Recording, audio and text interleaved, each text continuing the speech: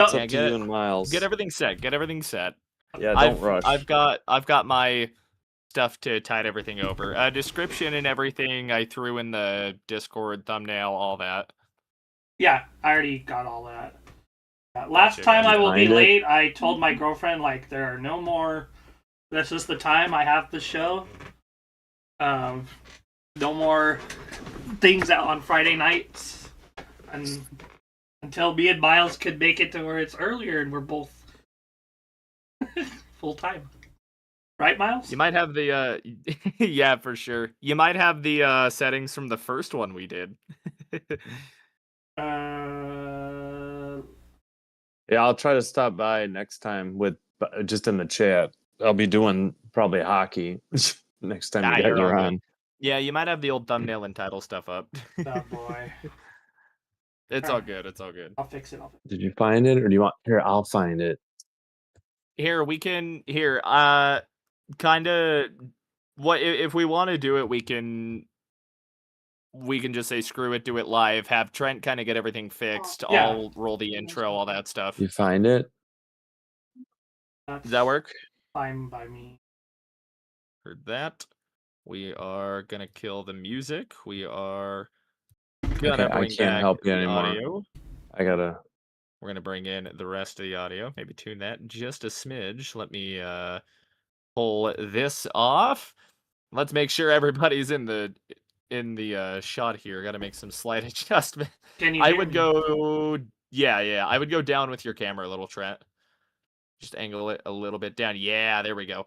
Everyone's face is in. Here we go. Trio layouts are hard to pull off, but how are we doing tonight, ladies and gentlemen? Back for Miles and Trent Talk Football. And we got a special guest this time. SinBin stream over here, Mr. David. I know a lot of Davids. I think I have that right. David? Yep. Well, hey, thanks, guys, for having me. Did you want us to call you by your name or by your... Either's fine. Okay. Dave or Sin. I'll answer to both. Okay, just making sure we don't dox you or anything like that. No. I just don't want to stick with first name only, though.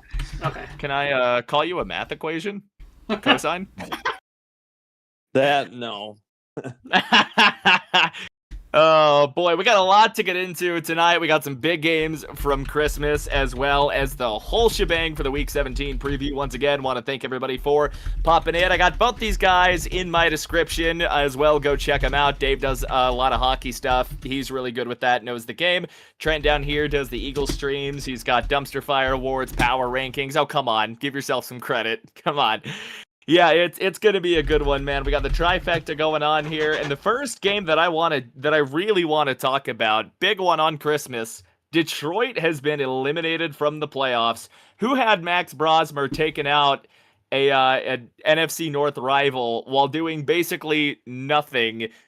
And who had the Vikings at 8-8 going into Week 18, man? Like, Dave, we'll start with you. Yeah, I mean, that was a gift, a Thanksgiving gift. We'll take it. Was cheering for it, not expecting it though. Just, I don't know, turnovers. I mean, I know that sounds like a cliche, but geez Louise, got to take care of the football.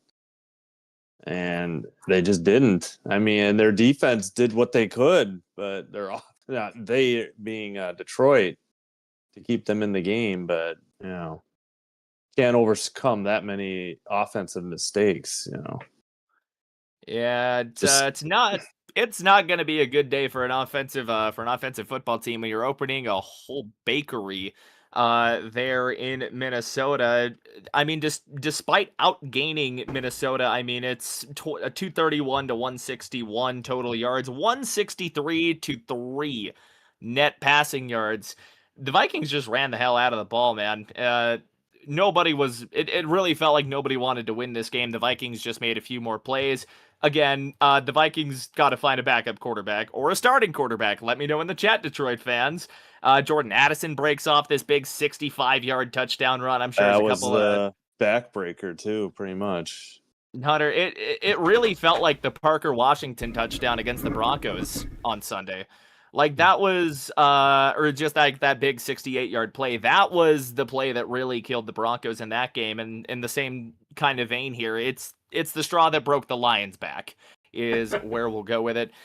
Yeah, Lions just had a bad day at the office, and that's the one that gets them eliminated. 5 sacks by that Minnesota defense. Just a bad day overall. And the Lions now are going to have to ask a lot of questions going into this offseason because 8-8 after losing Ben Johnson, there's a good chance we're going to see some changes on this Detroit staff, I feel like. You don't stick with the same OC with how inconsistent. Defensively, they need help. I said this about the Broncos defense after the Jaguars game.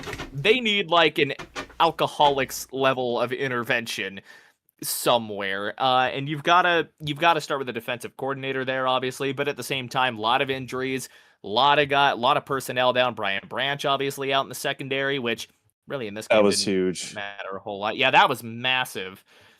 As well as just, their front seven's kind of been a question all year. Not really a number 2 guy behind Hutch.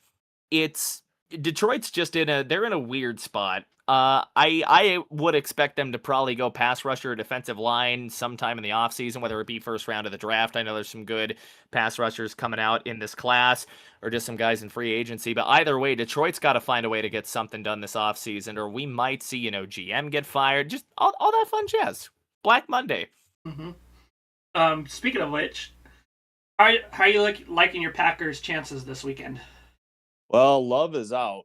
He did not pass concussion protocol, so in theory it will be Malik Willis. Malik Willis, yeah, and they'll have to call up the practice squad QB to back him up. So, and Lamar is doubtful, but honestly, Huntley played well against them the last time, anyways. So I wasn't, going to be overconfident in that. But I mean, have they been eliminated, or are they still, if they win 2 and like Pittsburgh loses 2, do they still? I was going to look that up. I meant to look that up before we started and I forgot, but I think they can't take anybody for granted. They lost to Flacco and the Browns on the road early in the season. So that was a crazy game, might I add. I mean, they've stubbed. They have to fear themselves more than anything. They red zone offense that's the one thing I guess I would say with Malik is the red zone offense could struggle again. He can move them down the field, but can he get them the touchdown instead of a field goal attempt? I think that's the one place you're gonna. I mean, it seemed to pan out at least last game. Is Jacobs playing? I mean, he's had a knee issue. He should play, but is he 100%? Not even close. So probably going to be on a pitch count like he was. Yeah, like he really has been since that Denver game. And he took a shot on the knee in the Denver game, I think. So it's definitely affected him. But I mean, he's still the best shot they've got. I mean, Wilson's good as long as they can block it up and they can run a little Brooks for change of pace, but they definitely need Jacobs out there to have any sort of shot. And the problem is the blocking. It's hard to replace Tucker Kraft. He's a great receiver, but he's their best blocking tight end. And that, between him and Parsons, I know everybody says next man up as I tried to run the whole word together.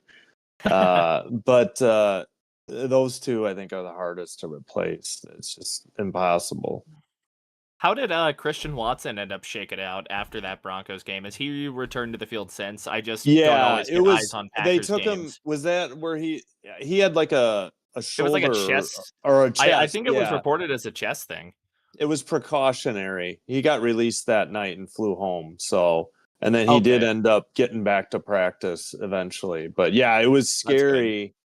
The first, on top of Parsons being hurt and losing him, that was going to be a tough pill to swallow there. But, they need Reed to step up since he's back and, Dobbs to catch the ball, more specifically on frickin' onside kicks. That was disappointing. But yeah, that was a rough one. One more thing I want to touch on to the Packers before we get into the rest of these Christmas games. How much faith I'm drowning again. How much faith do you have in Rashawn Gary to pick it up kind of to where he was early on in the year? Because I think one of the big things Not. we've noticed about the Packers is that Rashawn Gary's fallen off a cliff. Yeah, he's gone after this year. I don't see them bringing Concrete him back. shoes. Yeah, I mean, the hope is that LVN is working himself back into shape, and they've got some guys that have been out like either all year or since week 1 coming back. I think Brenton Cox Jr. was hurt week 1, and they've got a rookie 5th rounder that was unable to go all year. I think they're hoping both of them come back. The problem is their roster right now. They've got tons of defensive linemen. They've got to make a decision here because they got to call up the practice squad QB, and you can't have like nine defensive linemen on your team in the hopes of replacing Parsons. You gotta, they I think Stackhouse has been a healthy scratch. He was an undrafted free agent, but they need some of these young guys to step up. And no, to answer your original question, I have no faith in Gary. Although he seemed like he was getting there a little bit towards the last game, but it's just too little too late. He's just not there in time. I gotcha. Let's kind of move this on here because the NFC East had football on Christmas as well. Kind of a meaningless game between two eliminated teams, but the Commanders made it a bit interesting at the end. Josh Johnson starts a game for his 925th team, and I think he's played for Washington at least one other time. He's played for, more teams than I think you can count on hands and feet, and multiple different leagues. It's been a hell of a road for Josh Johnson for sure. He's been doing this for a long time. Cowboys do come out on top though, despite what I would say are their defense's best efforts. Prescott, kind of a middling game, just hovering just barely over 50% completion. 307, 2 scores though. Leading receiver Kevontae Turpin on just an 86-yard whatever the hell. He gets a score on that. Pickens leading with 78. And I really wonder what the Cowboys are going to do with George Pickens this offseason, because I feel like there's a little bit of a split in that Cowboys camp where you're going to have the people that want to sign him because of the production and the numbers, but there are going to be people that are going to be like, well, the character concerns. We've seen a couple of plays where he's definitely taken it off and all that fun jazz. What I do think about Dallas right now, though, and there might be some fans that also feel similarly, Malik Davis is a dog, dude. 20 for 103, took the majority of the running back snaps for Dallas. Javonte Williams, though, still having a good game there as well. 54 yards, 4.2 a pop. Dallas, they were quite committed to the run there. 40 carries by non-quarterbacks, just all of the running backs on the roster. Washington, though, not as much of a similar vein, but decent production. A lot of bang-bang plays for them. Krosky Merrick he bangs out a 72-yard run on a 2-touchdown Bucko 5 day. But other than that, man, just nothing else happening. McNichols had 1 carry in the game for -2. And then you get Debo. And I get that they were playing for behind a lot of the game, but 11 carries to a guy that's been dynamite for your team this year is interesting, especially when you're down to your 3rd string quarterback. What do you guys make of this? Let's Trent. Sorry. Let's go to Trent. I should have said someone more specific. My bad. You're good. I really think that with the way that the Commanders played, they're going to be a lot better next year when they have a healthy roster. You had Josh Johnson back there. That's your 3rd string quarterback. Probably not like the Josh McCown, Ryan Fitzpatrick type. Not to the same level. When it comes to the journeyman QB, I think Josh Johnson's in a whole other solar system. The guy played in 2 different leagues on top of the NFL. Because he was the original XFL. What was the one? The AAF before that folded? I remember the AAF. Yeah, I do too. Salt Lake had a team. Oh, okay. They didn't sell any tickets. Yeah. Josh Johnson, 8.6 yards per average isn't bad. No, not at all. 198 yards, no touchdowns, and then you got Ja'Cory. who I call Ja'Cory Krosky Tom Scarrett Merritt. 105 yards, 9.5 yards per carry. That's that big 72-yarder on the day as well. Yeah, 2 touchdowns. Samuel had a good game. It's just like a few plays that they just couldn't make. They couldn't stop Dallas, that's for sure, and not very many teams. Despite what everybody thinks about Dallas, offensively, they can play with the best of them. Absolutely. Dallas, both of these teams I feel like aren't too far away. Washington, I feel like, needs to rebuild the defense badly with how many aging guys they have. They overachieved last year. I think that's kind of the consensus around the league. And Dallas, really, same vein, some defensive pieces away. Even after the trade deadline, obviously, they kind of went in hard with Quinnen Williams and Logan Wilson. 2 trades that I don't think fully worked out the way they want. I think they are just too... what's the word I'm looking for? I don't think they have enough in the secondary right now. I don't think very highly of any of their corners. Or really anybody in that Dallas secondary. I think you get a couple of good pieces in there, and suddenly you're looking at a defense that could be pretty good. Granted, I don't have a lot of respect for the defensive coordinator either. I don't think Eberflus is all that, but can you believe the hype around Trayvon Diggs? When he came as a rookie, he's just fallen off a cliff, disappeared into another dimension. Dude, I don't know where that guy's stock is worse than I don't know, 1929. I was gonna say Enron, but yeah. What do you make of the game, David? What do you got, Dave? Well, I mean, that game had the least riding on it. I guess they're playing for pride, but yeah, I was wondering, like, what are they gonna do with Von Miller in Washington? Has he even played that much this year?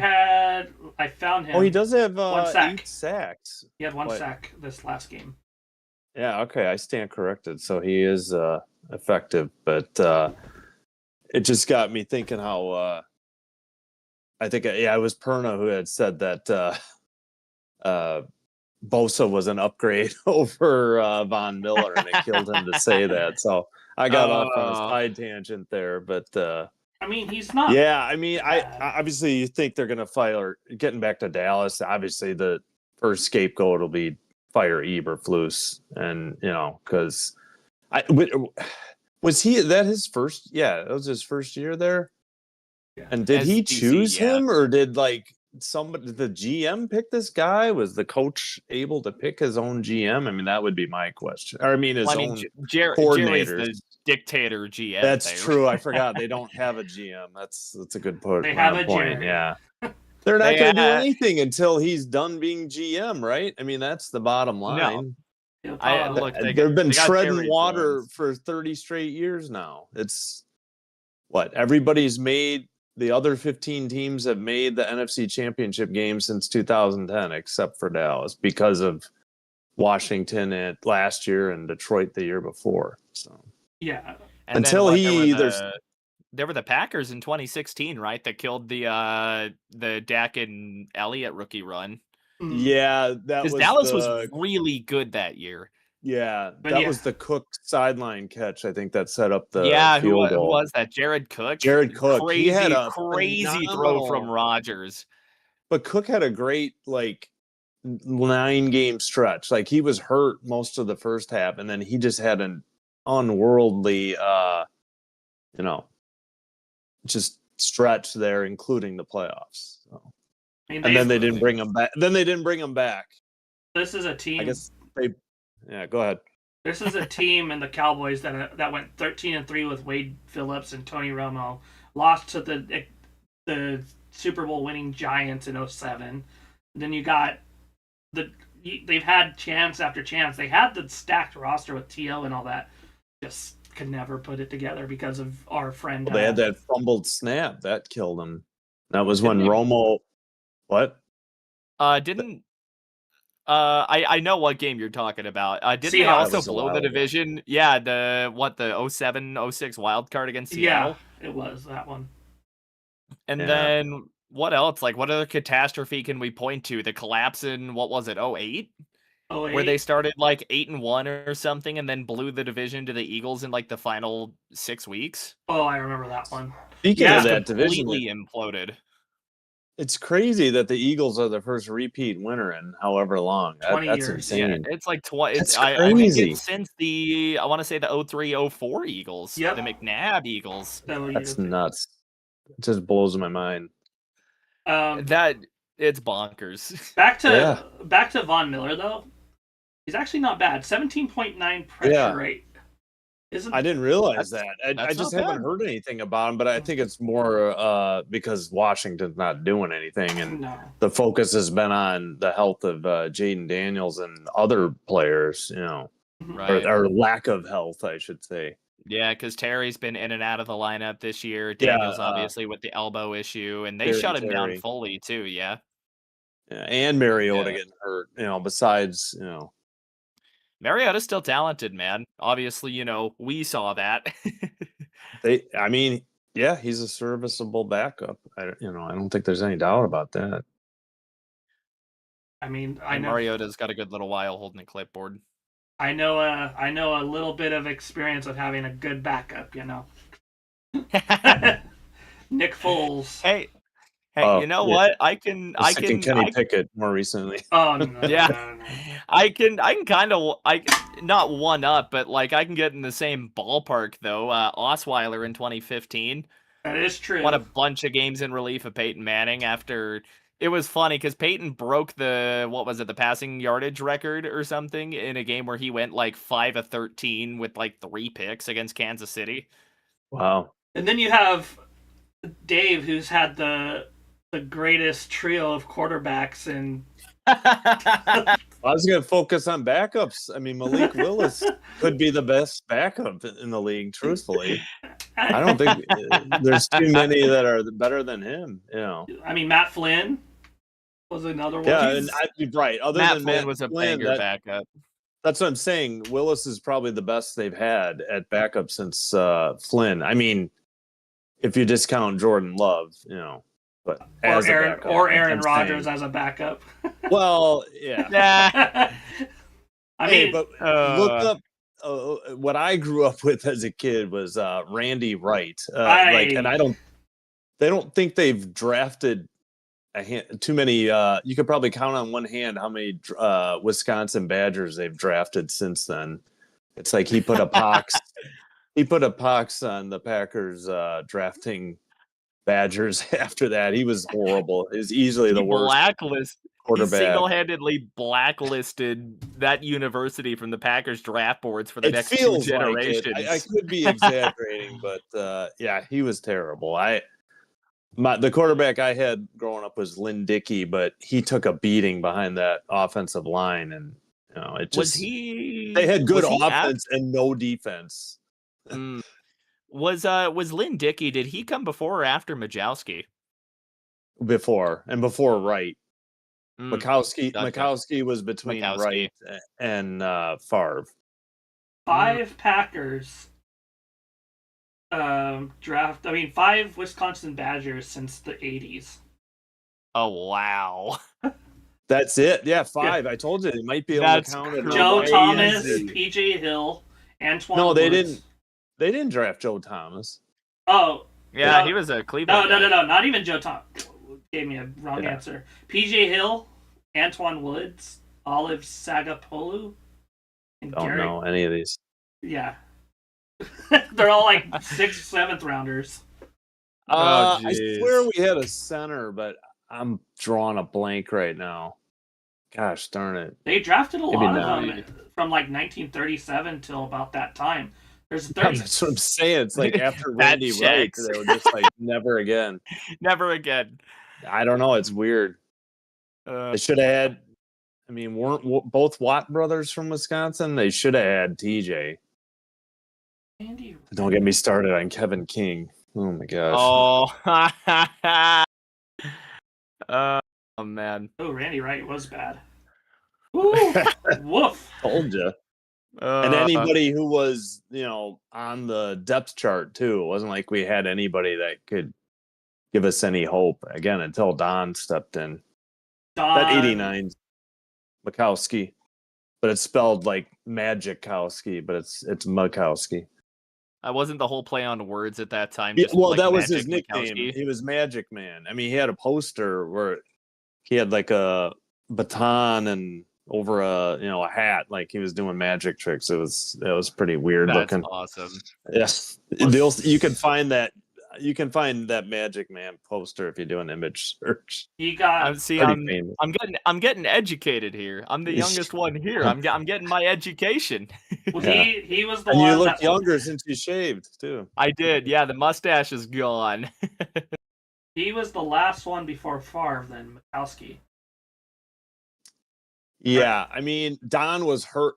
Don had a MVP type. I think he was second 89. in voting in '89, and then injured the heck. Because if you want to get into the down and dirty details, he got suplexed out of bounds by Freddie Joe Nunn of the Cardinals in '90. So he tore the heck out of his rotator cuff and was never the same after that. He did have some good seasons with I want to say Detroit.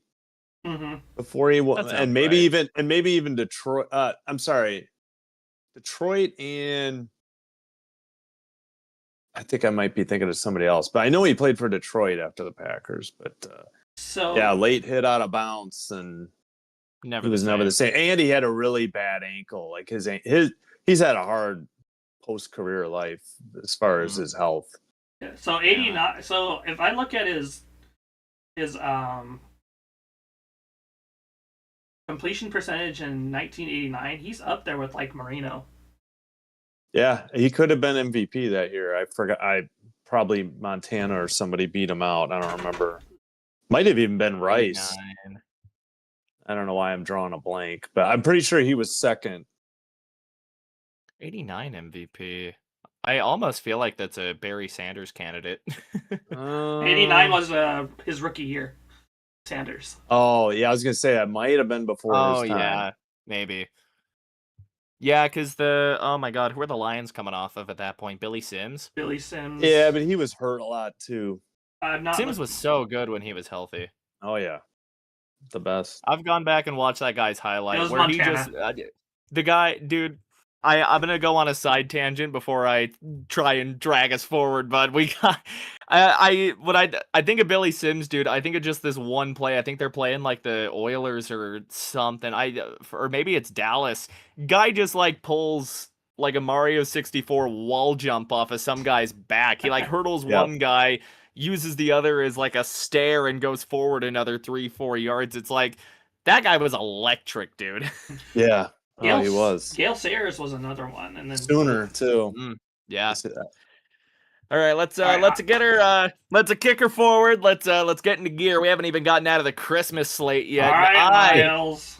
I'm feeling good about this one, gentlemen. We needed this one. See, I was I had my materials after the loss, and it was more or less probably going to be something to the tune of what I was talking about on the day after show from that Jaguars game on Monday, where it was just some of the most god-awful tackling I've seen ever. Like, my high school coaches would have ripped all of us a new one for that. Pop Warner coaches will rip you a new one for that. And the two plays, too, that really broke out on that were speed outs by Parker Washington and Riley Moss whiffing.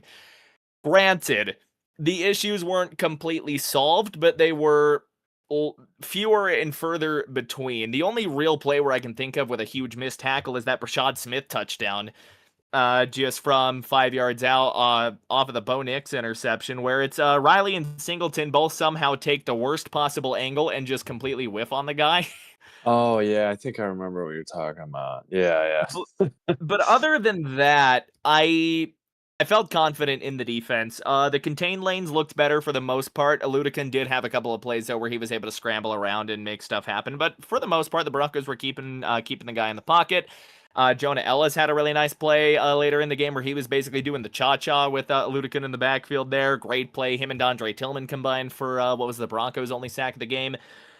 Offensively, some of my bigger takeaways from this, though, and like I'll let you guys get your piece in here as well here in a minute. Bo, I think he settled in after the hero throw. That was kind of the like, it was a bad decision one way or another. I don't think the result befit the throw, if that makes sense at all. Like, usually that's just a hell of a knockaway, not somebody diving down with their head in the turf with a pick. One way or another, obviously, turnovers are turnovers. Can't have that. Leads to a score. Knicks goes 26-38, 182, just kind of getting back to playing within the game plan after that. He had a couple of odd misses too, but he was not helped by his receivers. We'll talk about them in a second. Rushing-wise, though, he did use his legs quite a bit, and that was kind of refreshing to see. Just not even in the extending plays sort of category, just in running. Like, Nix is more of an electric runner than I think people want to believe. Maybe I'm hyperbolizing a little bit, orange tinted glasses and all that. We won. I'm feeling good about it. But the touchdown run he had where he calls his own number, navigates around the tackle laterally, was really encouraging. My most encouraging takeaway, or maybe a takeaway, is that Jaleel McLaughlin needs more carries, because good God, 5.7 a pop only to get 7 carries is bonkers. He did RJ Harvey's rushing production on half the carries, essentially. It's 7-40 versus 14-43. Harvey did have a couple of gritty runs there at the end of the game that really helped Denver put it away. So it's not all bad, but my goodness, RJ Harvey down to down. And I was talking about this in my comments section with Kodiak. He is so infuriating down to down right now, but as a receiver, he adds so much to the offense that you can't pull him fully. Yeah. Which, receiving-wise, Harvey had a stupid drop early in the game that killed, I think, Denver's first drive of the game. Sutton, that man and I, we gotta have a talk. And this is not even on a fantasy football basis, because I'm not shackled. I am not bound by the rules of fantasy football. But my God, buddy, you had a touchdown and you dropped it. It was a bad first half from Court, and I think Nix was getting to a point where he didn't really fully trust anyone that he was throwing to with all of the drops, because it's a rare game where he can't trust Cortland Sutton. I feel like Sutton just has one game per year where he's just Cam Ward levels of wee ass. Or Titans levels of wee ass. I just had to use the quote. Credit the quote where you got to. We don't plagiarize here. But I mean, he only had 40 yards on the day, and Nix was spreading the ball around. It's a game where Michael Bandy gets 2 catches. 5th guy off of the practice squad because we're down Pat Bryant. But again, defensively, again, I liked where the rush defense was. The rush lanes were good. The tackling was one of the more encouraging things to see, with how much Kansas City was throwing it at or behind the line of scrimmage. To see the tackling rally the way it did was really nice. Really, though, that's kind of where I am. What I think the Chargers in Week 18, win or lose for them against Houston, is going to be a really nice measuring stick to see where the Broncos are going into the playoffs. Of course, us Broncos fans, we are Texans fans tomorrow for the sake of the AFC West. Vic in my chat saying, I sent Sutton and Franklin some Gorilla Glue for the hands. Dog, they need Stickum. They need what made, who was it, Lenny Hayes for the Raiders? Fred Biletnikoff. Yeah. Biletnikoff too, yeah, for the Raider. They had a corner. His last name was Hayes, and that guy would just douse himself. Wasn't that like Billy? I remember Billy Bob Hayes or something like that? No, Mike Haynes, right? Mike Haynes, that's right. Yeah. That's right. I remember. He might have been a Patriot too, I think, but yeah, he was a long-time Raider, I think. I remember seeing the NFL Films thing about it, where he would straight up just douse himself and stick him. They did something about it some time ago. I mean, for Kansas City, it's already a lost year. I don't really know how much to take away, other than I think they're gonna blow some shit up. My buddy's concerned that they're gonna take a running back at whatever pick they have and not use him, because Andy Reid does not run the ball, and we saw that in this game. Although I feel like it was less so. I mean, it's 16 carries, still less than you'd like to see where the Chiefs are right now. But one more thing that I want to get into before I get out of this. The time of possession discrepancy, this is objectively good football on the Broncos front, on the time of possession front, because it's 2/3 to 1/3 is essentially the time of possession. 39-28 to 20-32 for time of possession. That wins you games. 11 of 18 on third down, that wins you games. The pass protection that Bo had for most of the night, that wins games. And it wins games in January. I'm going to send it down to Trent, and we'll come around counterclockwise. What do you got, buddy?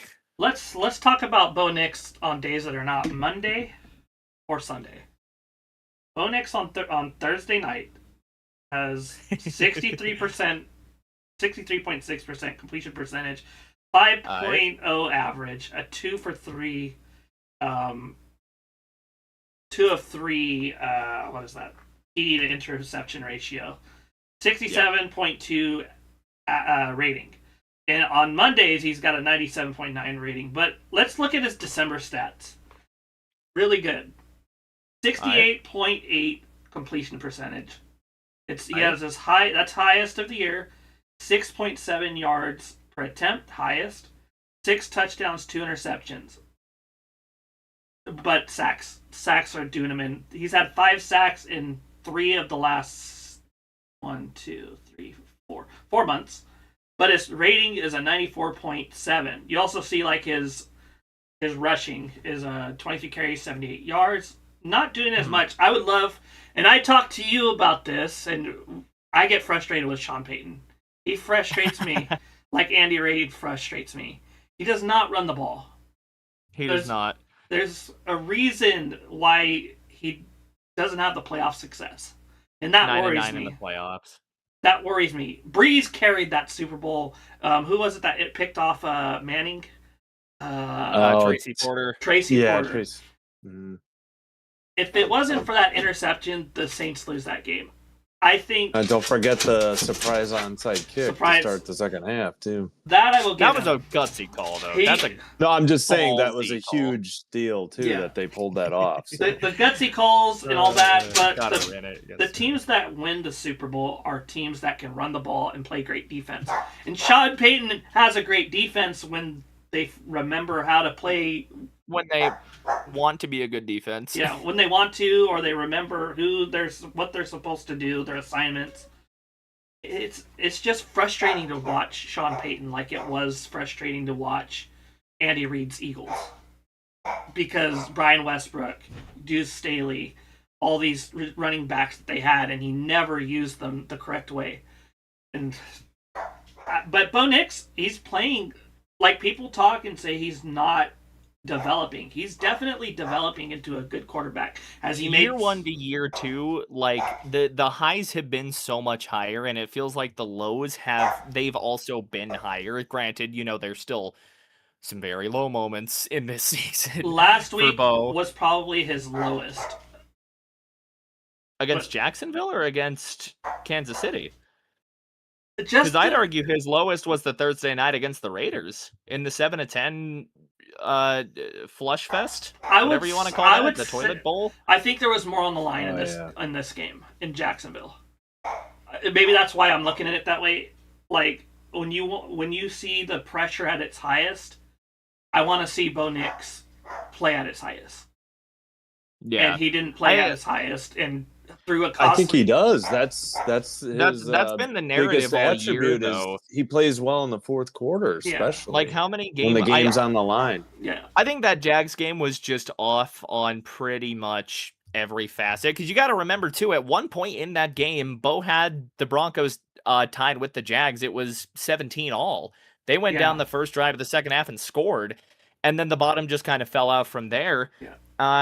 Bok Choy also, he was saying, could you be playing like ass to be healthy for the playoffs? I'm not going to get that deep into the speculation, but every now and again, maybe. And again, short week, you're playing a team you're supposed to be. You don't want to get anyone hurt. Yeah. And I'm sure someone's going to break it down better than us. But, I'm really... I think that was Trenton's point, though, is that they need to run the ball to take the pressure off of Bo Nix. They do. And, I was calling for Harvey during the game, but you're probably right. It should have been McLaughlin. Anybody. McLaughlin I just remember was the hottest hand in that game. Yeah, and maybe he needs to do more of that, ride the hot hand. And I just remember you saying that he had a horrible, Sutton and Nix had a horrible first half, but obviously, again, Nix prevailed in crunch time again. Yeah. So I think he's got that going for him.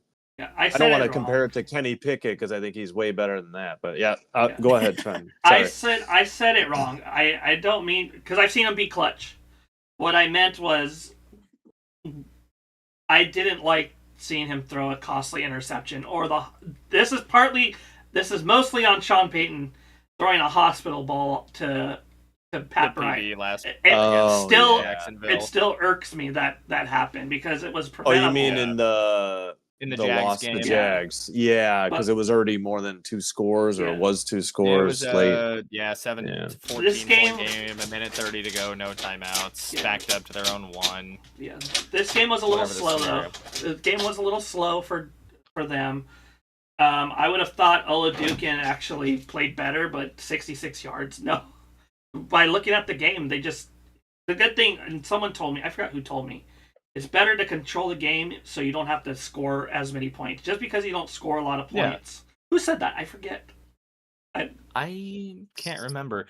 I brought it up though that like game control, time of possession, that's the kind of shit that wins you games. Yeah. And I think a lot of it too is I think a lot of the Broncos, or Sean Payton's rather, apprehension to run, maybe not apprehension, but stubborn unwillingness to run the ball sometimes is because with how many screens that Payton runs, like just as a fundamental part of the offense, I really think that is meant more to be the extension of the run game, to be the quote unquote run plays. And I'm not saying it's right or wrong.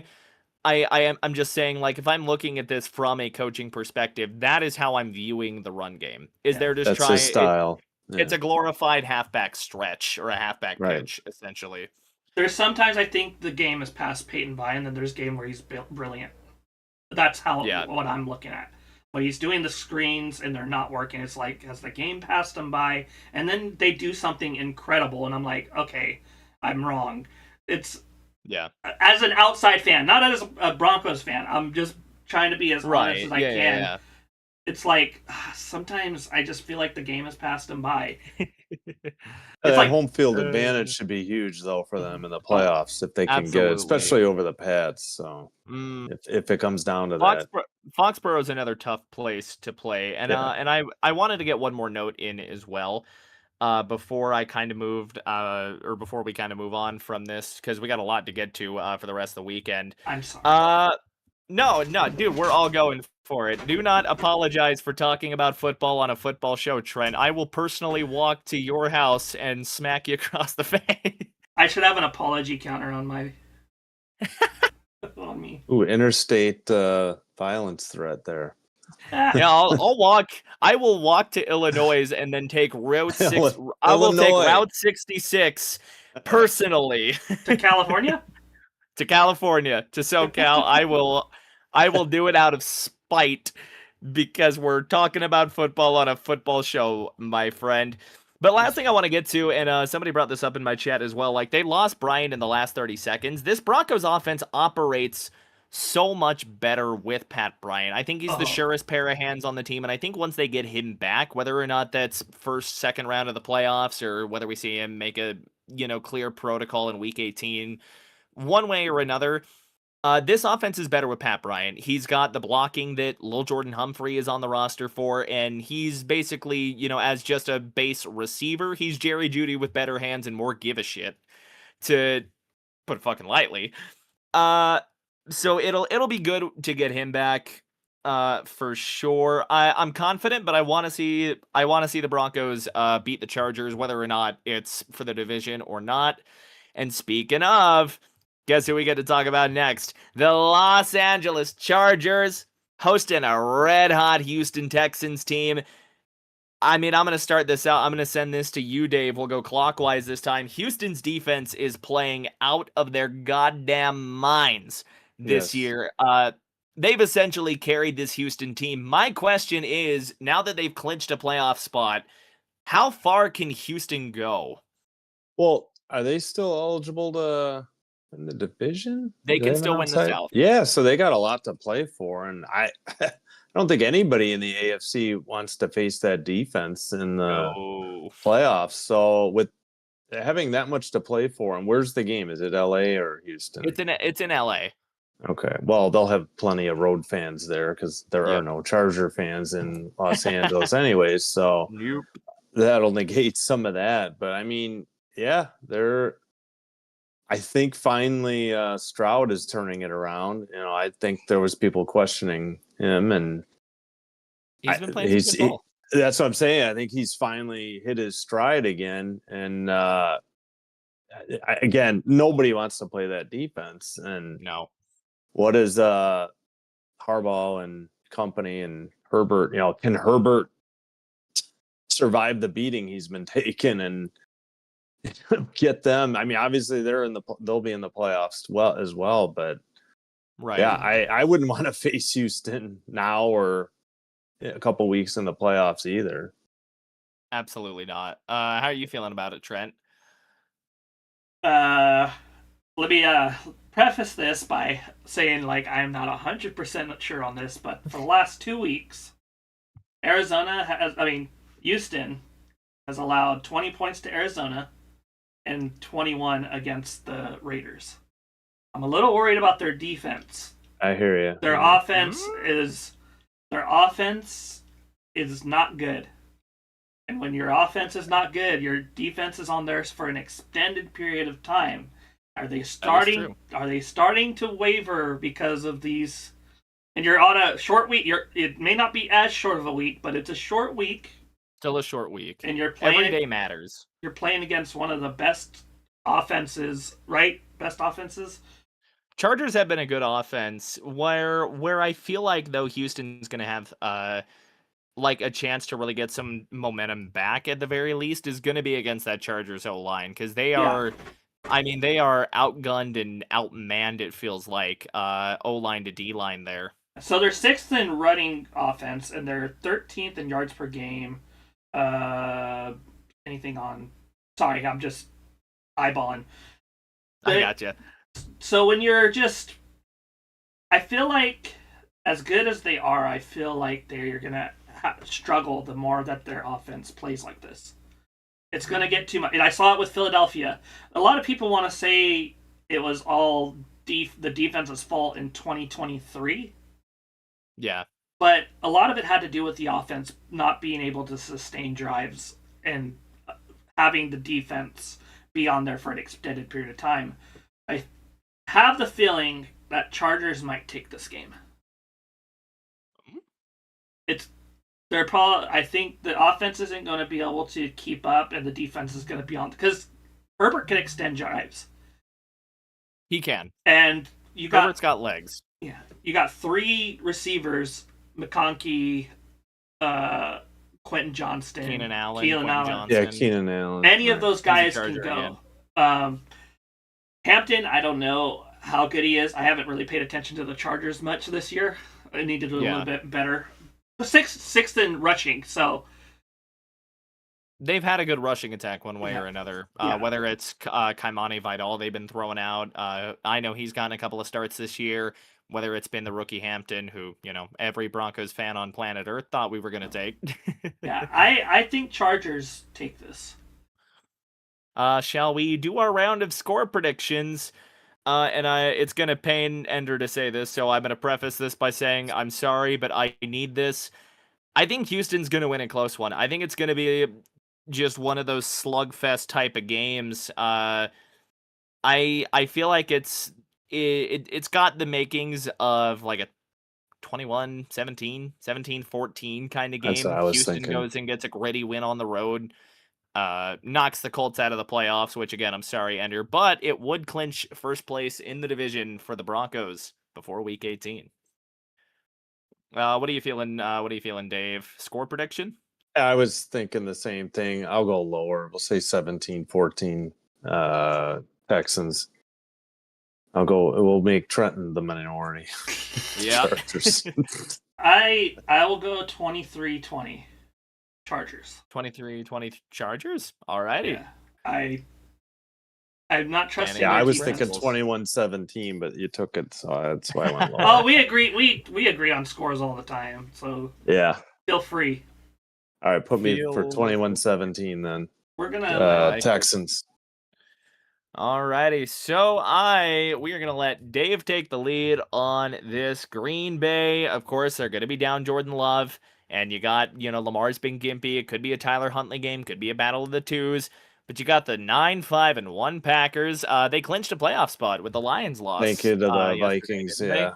Yeah. That hurts to say, right? That's so yeah, that really stunk trying to root for the threw up in my mouth a little bit trying to root for them. Yeah. Well, you got the opposite purple team coming in. Baltimore, a desperate team they are completely out of the playoffs if Pittsburgh wins even one of these final two. What do you make of the matchup?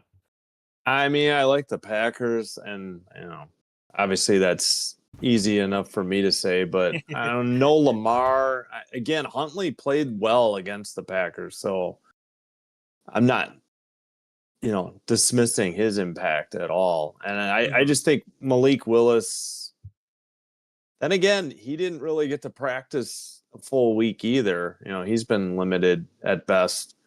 It wasn't a matter of Love, being sat because they clinched a playoff spot. He just didn't pass concussion protocol. So they were trying to get Love out there, which is odd. Like, he was practicing like limited, but like that seemed like news to me. I thought when you were in concussion protocol, you couldn't even do anything, but they must have leaned back a little bit on some of those concussion rules, but I don't know. I'm sure it'll be a close game because the Packers don't blow anybody out, and why would they at this point in the season, especially a pretty good Baltimore team? So yeah, I don't want to say 21-17 again. Let me get we got to get back on that 27. We'll go 27-24. A lot of our wins, we've had 27 points. So we'll go with that one. I like it. How you feeling, Trent? He's going to pick the Ravens. No, I know better than that. That's fine. John Harbaugh made a huge mistake that cost them the playoffs last week when he benched Henry. 12 minutes or more. Yeah. Malik Willis versus Tyler Huntley. It looks like it's hopefully. Yeah. I like the Packers defense a lot better than I like the Ravens defense. I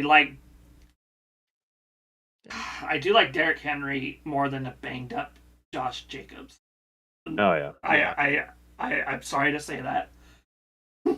No, it's true. Add that to the I'm sorry tracker. Yeah, that's 2 already today, or 3. It's hard. I'm gonna pick Green Bay. I think Malik Willis is the X factor in this game. I think he's a better backup quarterback than Tyler Huntley's a backup quarterback. Way I look at it, it's like Tyler Huntley is basically Lamar Jackson, but like Dollar Tree, or like, nah, that's being a little rude. Great value Lamar Jackson. But still the same. Yeah, you gotta pump the Walmart. So of course it's great value. I wasn't even trying to. Yeah, that's what you and Perna tell yourselves. I wasn't, I promise. All right, then fine. No, it's fine. Dollar General. Nah, Midwest. Give me a Midwest store. Dollar General. Oh boy, I worked there, and that place was. I'll keep it to myself. Oh God, Bach Choice had Timu Lamar. Yeah, Timu Salami. Timu Lamar. Timu. What are you feeling score-wise, Trent? What do you got? Low-scoring game, like 13-10. That's probably more accurate. It's going to be a slot fest. And Derrick Henry is going to probably run, but John Harbaugh. It's going to be Zay Flowers that costs them the game. Oof. You're probably not wrong, unfortunately. I might have a little more faith in some of these offenses. I think Malik Willis works really well within Matt LaFleur's offense. Like, we've seen him in spurts this year having to come in, and it feels like every time he's come out and led like one drive in a game, they go down and put points on the board. I think Malik Willis has been able to develop rather well behind Jordan Love. And I had a guy at work that really liked Malik. Side tangent. He really liked Malik, Liberty alum, all that fun jazz. But the way I look at it, like, I don't love Baltimore's defense. I don't think they played great this year at all. I think they've got questions in the secondary still. Not even still. Like, they've had questions in the secondary, it feels like, all year, if not longer. On the other side, Tyler Huntley's not going to be facing the same pass rush that a lot of teams face this year in Micah Parsons. Derrick Henry has torn pretty much everyone apart when he wants to, although, maybe he is slowing a little bit, but Derrick Henry is still going to throw you off. Like, that guy is still stronger and shit. Yeah, we don't tackle so well at times either, so. I think this could be a higher scoring game than I think we're really giving it credit for. I'm going to be the odd man out on this one. I feel like this could turn into 27-24 pretty quickly. Well, we agree, but unless you pick the Ravens. I am taking Green Bay in this. I should have prefaced this. Green Bay, it's 27-24. Okay. Sorry, I didn't mean to interrupt, but it's no, you're all good. Again, it's the red zone offense. That's the big question mark, especially with Malik. But not to just throw Malik under the bus because Jordan Love has had trouble, or the team has had trouble with Jordan Love. So, but it's whether or not Malik can, just get them over that little hump and into the end zone. So he may have to do it with his own feet, though. I have a feeling. Yeah. He's definitely a guy that can run you the ball for sure. Let's move on. We're finally to Sunday. Early window, everyone. Give it up. We made it. Took us an hour. We're here. We're here to Sunday. Dang it, that's 4. Brother! I didn't even know what I was apologizing for this time. I don't either. I don't know what you've apologized for any of the last 4. On tangents, I think. So. We all do, brother. My brothers. It is a football show. It's okay to talk about football. Brother. Yeah. We got the Florida Bowl. You could also call this the mid-off. You got the Dolphins. We're in Miami. They're trying to save Mike McDaniel's job, and maybe he's done that. Maybe he's bought himself a year. Trent and I had a very notoriously bad take about the Dolphins last week, so I'm gonna have to taper that back this week. We were high. We were huffing the Quinn Ewers hopium. Didn't materialize at all. But I think if there's a game for Quinn Ewers to find himself a little bit of rhythm, it's against a Tampa Bay defense that's kind of been falling apart this last little bit, and really a team as a whole that's been falling apart. They don't have the same fourth quarter heroics that had Baker Mayfield in MVP conversations through the first 5 weeks. And really, since the bye week, Tampa Bay has not looked great. Todd Bowles is throwing guys under the bus. I really don't love Tampa Bay in this game. Man, it feels like everything with the offense has been off. Baker's been off these last couple of weeks. Really, these last 2 months for as long as it's taken them to blow the division up to this point.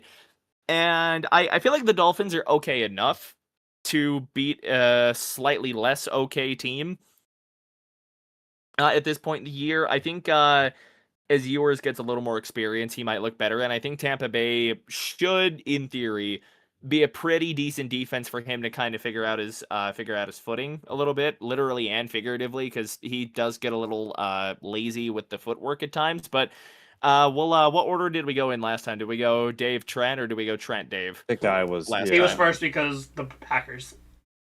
Yeah, gotcha. That's right. All right, gotcha. All you right, can just so we'll go send it down. Trent. Yeah, we'll send it down to. I'm trying to alternate here, so we're not doing the same thing every time. So we'll send it down to Trent. What do you make of the game, my guy? How you feeling about everything? Let's start off with Miami. 160 yards passing from Quinn Ewers. Positive. That's positive. In garbage time. So it's a negative. Negative. 2 for 10 on third down efficiency last week. Penalties. Remind me who they played last week. The Bengals. No, you were right. the Joe Emo Burrows. This week they weren't. So I'm really looking at their stats right now for Miami, and it's really, they're mid, and you hit it right on the nose. They're in talent evaluation at this point. As for the Tampa Bay Buccaneers, they're just in a free fall. 4.9 yards per play. 127 passing yards to Bryce Young's 174. Now, who do I think is going to win? I don't trust what the Tampa Bay Buccaneers. I don't like Todd Bowles as a coach. be honest, I feel like him throwing his players under the bus is almost like Bobby Petrino leaving his players in 06 or 07. Oh God, Bobby Petrino. Igbuka's been bad. Evans was okay. Godwin has been bad and injured. This was a team that I thought was going to be a lot better. And they're about to choke the division away from my dark horse. So I'm going Dolphins because, one, my mom's a Dolphins fan, and two, I'm still huffing on the Quinn Ewers hopium. You're still hitting the Ewers hopium. I kind of am too, but I took a couple less hits than I did last week, buddy. I was up here last week. I'm like, yeah, he's gonna come out and look like the best fucking quarterback you've ever seen. I thought so too, because it was the Bengals. The Bengals defense. It was. Okay, now granted, it was his first start. It's his first start on a very bad team or on a very mid team. No Tyreek. Achane didn't even play very well. What, he had 81? He played okay. Like, for Achane numbers, you want him to have over 100 yards rushing. Mid. I'm going to pick the Dolphins. I'm not going to say, like, what did I say? Like, 31 to, like, 20? No, it's going to be like a... Over-under's 44.5, according to ESPN. Who do they have? Who's the under? Oh, I mean the total under score, total 44.5. 44.5? To help you with your prediction, yeah. Bucks are favored by 6, according to... By 6? Dolphins. Yeah, I'm a little shocked. Dolphins by 3. I think. That's bonkers. 20-17. Yours does just enough to win the game, and kind of sort of doesn't look like he's gonna look like the best fucking quarterback you ever seen. To tell you what, it's Texas boy out there. Yeah, I was a little too high on him. It's all right. God. And I did that with Minshew. I love me some Minshew. I do as well. So let's kick it over to Dave. How you feeling? I mean, it was surprising to see Baker and Evans not on the same page in that game, but I think they rebound. I don't think the Dolphins. They're probably trying to tank on purpose, whether just for the draft pick, or I'm sure the refs will skew it for the Bucks, right? I mean, they got to have a good something to play for in the final week. So, yeah, I don't think they're going to cover. So I'd say the Bucks by 3, 44.5. I don't know. I'm just trying to gauge my prediction around that. It's hard. Luckily I don't know any of those numbers. We'll go under 23-20 Bucks. How's that? 23-20. I like it. I guess it's my turn to make the prediction here. Honestly, I just watching the Bucks in like the spurts that I have this last little bit and seeing just as they've completely fallen off a cliff, because again they're 1-6, 1-7 off of the bye week up to this point. Tampa's just not been playing good football, and I think at this point none of the vibes that were there at the start of the year are there. Todd Bowles, I don't know if the guy's going to be gone. I think he should be after this season. Offense has fallen off of a cliff after Liam Cohen, and head coach has had no answers. That defense has fallen off of a cliff. Todd Bowles is a defensive guy. I can't put any faith in Tampa in this game. I don't know that I necessarily take the over, and maybe I'm a little lower than you guys, but like 21-18 territory is kind of where I'm skewing. Dolphins win. That's under, yeah. You're right. They've only beaten the Cardinals since, oh my gosh. They've beaten the Cardinals and Saints since they beat the Niners. That's it. I didn't realize how much of a skid they were on, but I'll stick with my prediction. It's been bad. I've got a little more faith in the Mid-Ami Dolphins than I do the Tampa Mid Buccaneers. Yeah. At this point. Moving on, AFC East.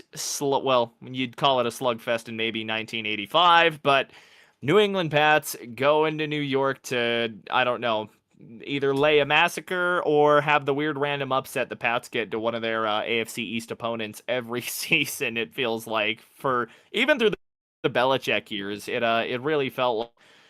Really felt like New England just would drop a random game, like the Miami game in 2018, that gave Kansas City the 1 seed in the closing seconds of the regular season. New York, they're just not a good football team. I think I said this once or twice stream ago, whatever. I think Aaron Glenn came in over his head. The defense does not look good, and that was what he kind of was a wizard with in Detroit. So it's bonkers to see him not really take charge, but also see the defense just die the way it has. Because for a while, I mean, for the Jets, it was all defense, no offense. Like, they had good defenses. They just couldn't match it with a decent quarterback. Those were the Zach Wilson years. New England, they're bouncing back after some down years, obviously. They've been having one of the best years, one of the stories all season long. We'll send this over to you to start out, Dave. On paper, this should be an absolute massacre in Pat's favor, but what do you think? 13.5 according to ESPN. So does not shock me. At 42.5 over under. I think the biggest question is, do the Jets get an interception? I think they've gone the entire year without an interception on defense. That's the only thing we're. I got somebody in chat saying that the Pats got hit with the curse wheel and they're playing at MetLife. They're saying the Pats are going to lose in dramatic fashion. Well, that could just mean they have that could mean they have a horrific injury. That's how the curse wheel could work. But yeah, the Pats are going to not intentionally. Yeah. Well, I don't know. What kind of deal did Perna do? I'm just joking. Just playing into the bit. All right, yeah, they'll cover. So how much? I don't know. It's a tough call. But at under, over under 42.5. What do you? I don't know. It's hard. It's got to be what, 28. Yeah, give me 28-10 Pats, just under. I think they win big. Pats? Yeah. All right. We'll go with Kick that. it down to Trent. What are your thoughts here, bud? I looked up if there was any path to victory for the Jets. That's what I was researching. Okay. It ain't looking good. It ain't looking pretty. I want the Bills to win the division. But well, I do too, but as someone who doesn't put stock in the curse wheel or have any belief that it's actually working, it's just coincidence. At least I keep telling myself that.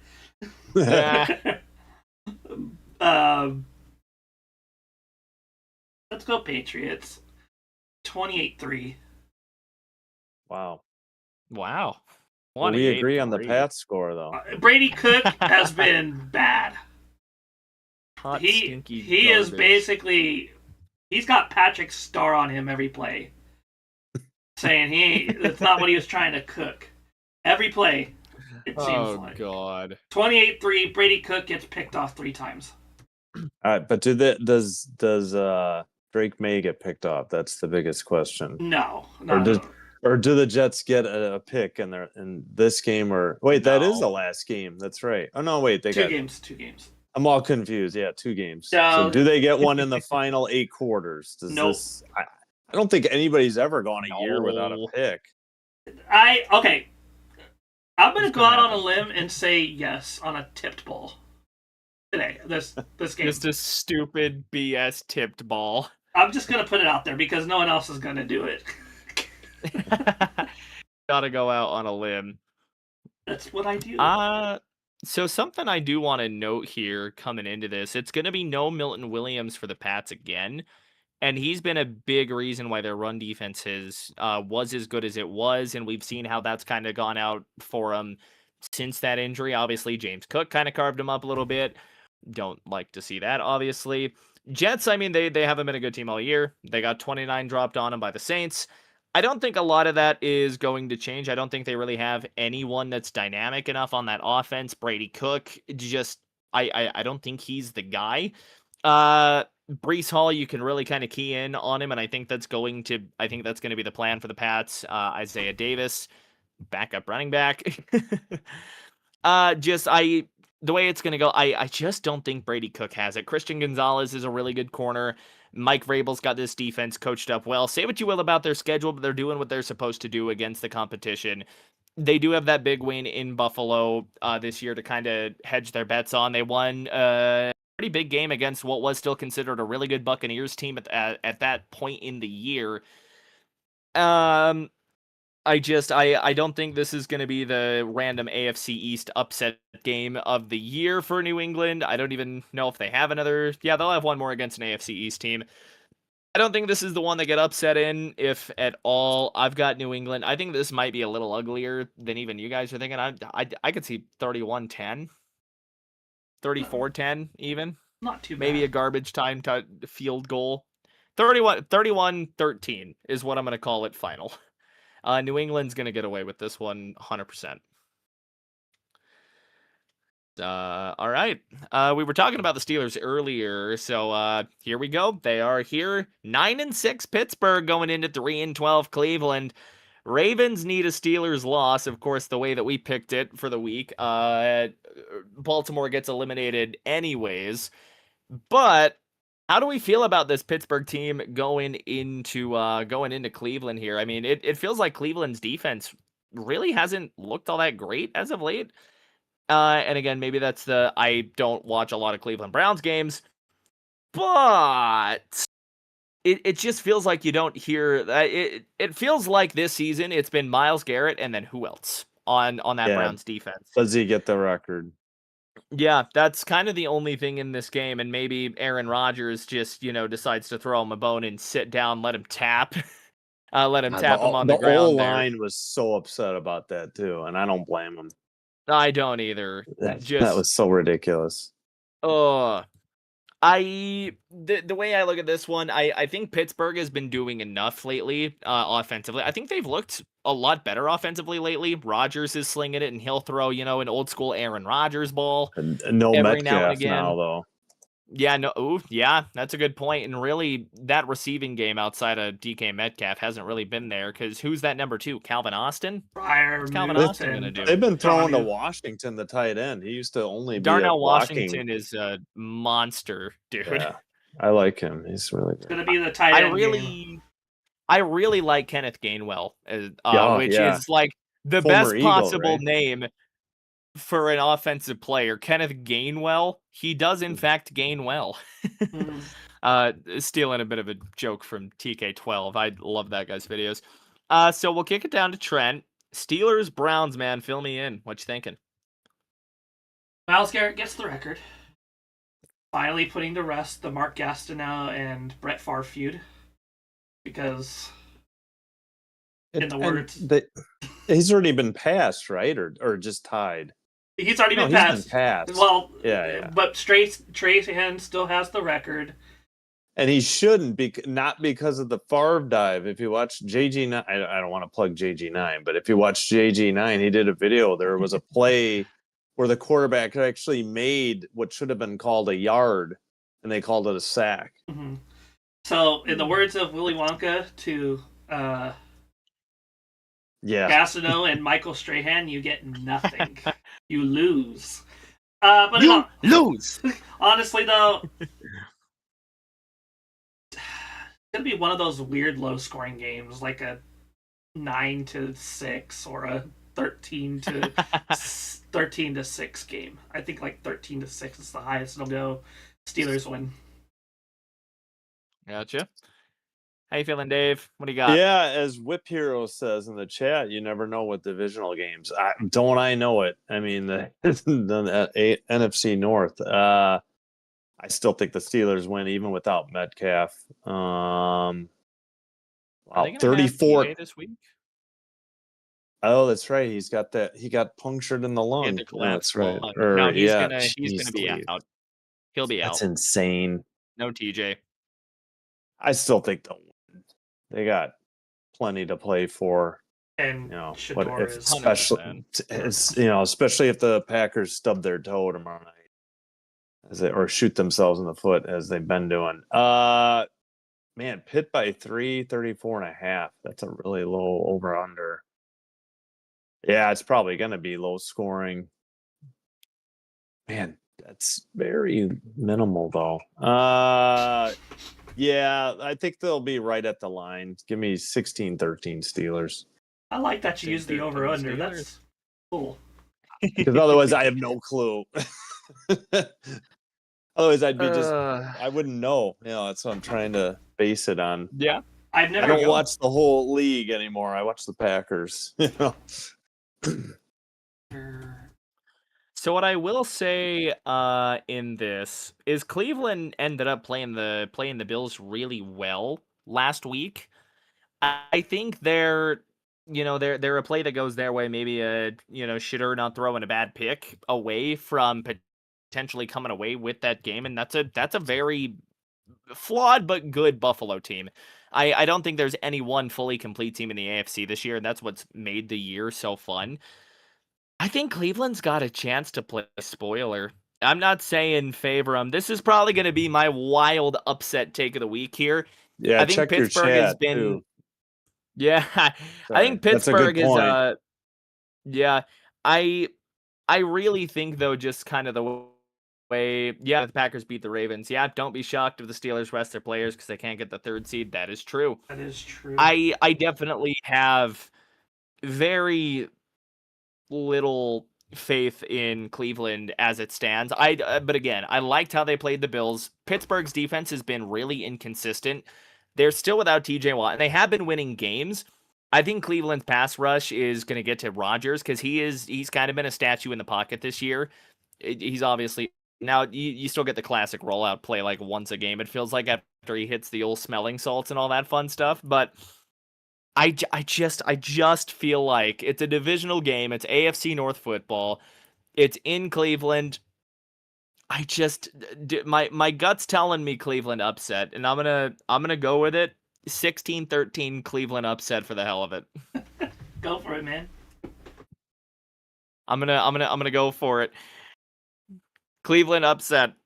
I'm gonna die on that hill. Is it a good hill to die on? Probably not, but that's my well, again, if the Packers beat the Ravens, I don't think it's it's not such a crazy prediction. But if they don't, then maybe. We'll see. Yeah. You have my slogan, die on the hill.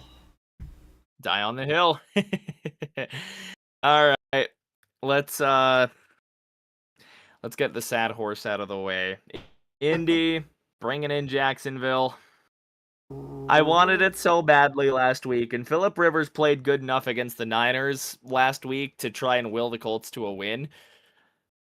Indianapolis's defense, they are not playing up to par. They are not. They've completely fallen off, it feels like, this year, and they were pretty decent to start the year. Maybe not outstanding by any means, but they were playing good enough ball. The secondary has not got better with Sauce Gardner being in the lineup, and I feel like 2 first-round picks was kind of an insane trade to make at the time. I mean, we already got our Indy loss in Jacksonville. I just don't really see a way Indy's winning this. Jacksonville's defense is playing on another planet right now. Devin Lloyd is a machine. Trayvon Walker's looked really good for that pass rush, as has Josh Hines-Allen. I just think Jacksonville's a more talented team. Trevor Lawrence is playing out of his goddamn mind right now. But, as we do, I'll wait to make my prediction here. Let's kick it down. Who'd we go to first last time? Was it Dave we went to last time? You went to me first. All right, Dave, we'll kick it to you, bud. AFC West football. Do the Colts even have a shot? No. I mean, I love the Phillip Rivers story as an old guy myself, but Sauce is injured. I did forget about that. Sauce is still hurt, or yeah, they might have put him on IR. Either way, though, the secondary didn't really play better. Yeah, I mean, the Jags need to. What have they clinched already? Or they got anything can they move up in seeding? The Jags have clinched, but they can if the Pats lose. I mean, they just beat Denver in Denver. I didn't mean to. They could get the number 1 overall they get the number 1 seed. They do still have an outside shot at the 1 seed. Not even really an outside, because they're a game back right now with the Broncos and Pats, and they've got the head-to-head on Denver. Man, this is a lot of points. 48.5. But they don't have any faith in these defenses. Jags are favored by 5.5. Oof. Yeah, I think they cover. But over under, that's a hard one. Man. 30. So what does that leave us at? About 35-17? And that would hit the over then. Yeah, I think I think the base number would be like 35-13. Yeah, we'll go 34. Yeah, 34-17. They're gonna hit the over. We'll go with that. Gotcha. I'm sorry, Trent, Jags. buddy. Jags. Jags. Okay. Trent, buddy. We got a graphics guy that's gonna be very sad about this, I feel like. Hold on, Ender. You gonna play it? As someone who watched Phillip Rivers' whole career, they have 1 win left. I'm sorry, Ender. They don't have a chance. But no, I want to choose them so badly. I love Phillip Rivers. I'm so sad for Ender, man. But I've rode the Rivers train the last few weeks. I just don't know if I got any more in me. I'm riding it one more time. You're gonna give it one more shot? One more shot. Can they still make the playoffs? They've got a very, very outside chance, and they need about 85 things to go right. But technically, yes. I think a Houston win tomorrow eliminates them, though. I picked Houston to lose, right? You did pick. Yeah, you picked the Chargers. Let's go. You were the minority. Let's go. You were. I'm riding the train, Ender. One last time. Oh boy. Phillip Rivers throws for over 300 yards. Put the number up. 3 touchdowns.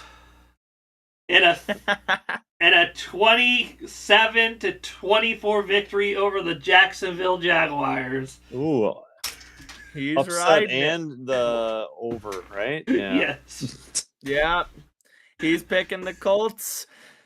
I can't with this Colts defense. I can't with the Colts defense. I'm sorry, E. I've taken the train the past 2 weeks. It hasn't happened. All right. The Colts defense has let him down 2 straight times. I don't see why they can't make it a third. I just don't think that defense has it, man. I can't convince you at all. No, not with the defense. You're jumping man. off. I'm sorry, Ender. You're jumping. I'm bailing off of the train, man. I'm bailing off of the train. They just beat the Broncos. Are we dismissing the win over Denver? No, I'm just doing it. Are you bashing Denver by saying Trent's right. comparing them to the Colts? I am riding the Phillip Rivers ship to the bottom of the sea. To the bottom of the sea. The captain, the Davy Jones locker with you. I'm going with him. I'm going. Me and Phillip Rivers are going to ride off into the sunset. Both of these teams are losses, and that Colts team was a very different team in week 2, Ender. You know that leverage call was some bullshit. Fucking 30 yeah. Nothing Jags. 30-0 Jags. We're slamming the door. 30-0 Jacksonville. Rivers, you earned that. I am riding the flaming train. I am on the exploding tank. I'm going down the ship. Phillip Rivers is my guy. Just get the delivery right. Pump your arm up. The weird arm delivery. He's the second to last player that was drafted when I was a kid. I am riding the ship to the bottom to hold on. Big Dog's got to be one of them. Mercedes Lewis. Trent's playing the violin on the sinking Titanic right now. Mercedes Lewis might have been high school. Mercedes Lewis was drafted the same year as the Texans coach. That's What year was that? It's been a while. I'll have to Hold look it on, up. hold Like on. 2005? Yeah, I was in maybe, or high school. earlier? I was just high school. Rivers, middle school. Rogers, middle school. Marcedes Lewis, probably high school. So 3 players to hold. 2006 is rookie year. Yeah. I was off a year. 3 years to hold. 3 players to hold on to my youth. I'm holding on as tightly around my youth as I can. Ender's going ballistic in my chat, but you know what? He went places we didn't need to go. Okay. He came out with the leverage call. He brought out the leverage call, buddy. Can't do that. I never do.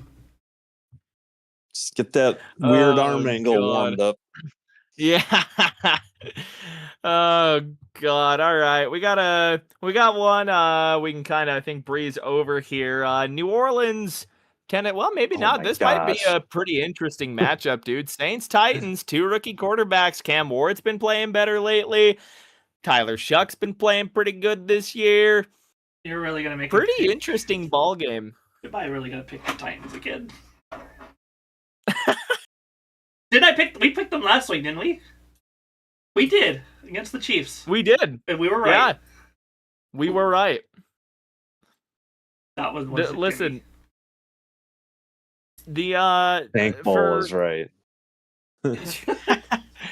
For me, I'm gonna jump in first on this one. I just think New Orleans right now is a better constructed team. I think they're more stable. I think Kellen Moore is just the better coach over, whoever is interiming for Tennessee right now. Can't remember the name. Tennessee, though, they are starting to look better offensively. I just don't know if they've got enough gas to really, bring this Saints team back down to earth a little bit there. Oh, geez, there we go. I really feel like for this one, the Saints haven't ran the ball particularly well at all, but Tyler Shuck's kind of dragged them to a couple of wins. They swept Carolina. I think Carolina's an okay team. Obviously, they're in playoff position. They got the Buccaneers too once, didn't they? Mm-hmm. Or 3 straight am I wins. misremembering that? Yeah. Nope. Yeah, Bucks, like New Orleans Panthers, is Jets. Like, New Orleans is riding a pretty good little streak right now, and I really like them in this game. I think they're starting to get some things clicking, even if it's not the run game. I do like what Tyler Shuck's been doing. I do like what Cam Ward has been doing as well. I just don't think Cam's got enough support to really try and carry anyone. I'm going to call it 24-17 Saints. And I will send this down to Trent. Let me see. Last 2 weeks. I like to look at that stuff.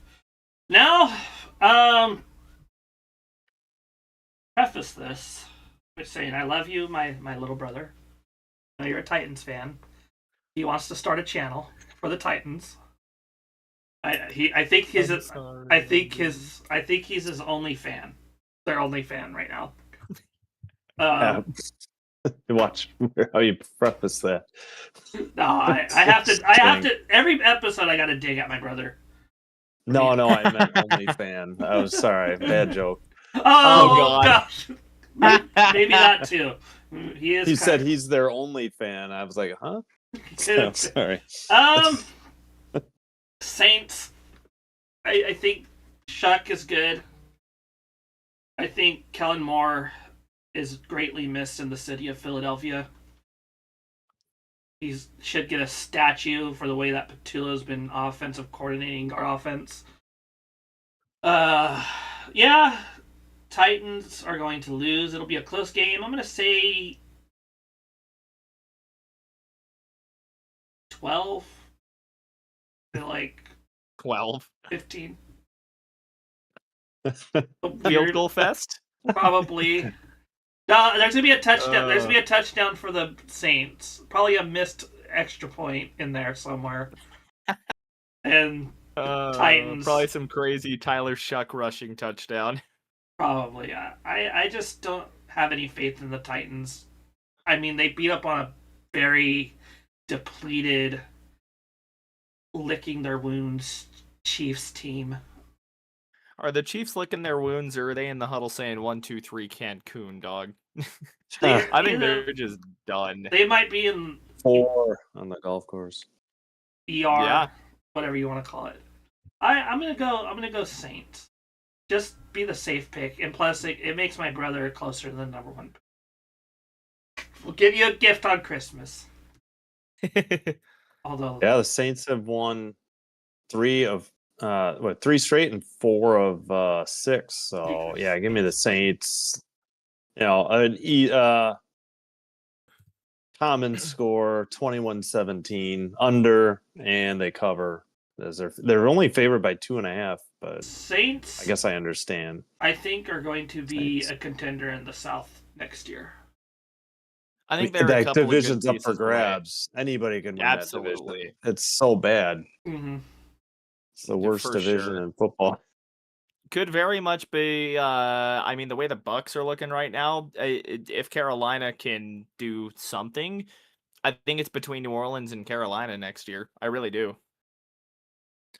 Speaking of Carolina, and I'm gonna flip it around to Trent here and let him take the lead on this one.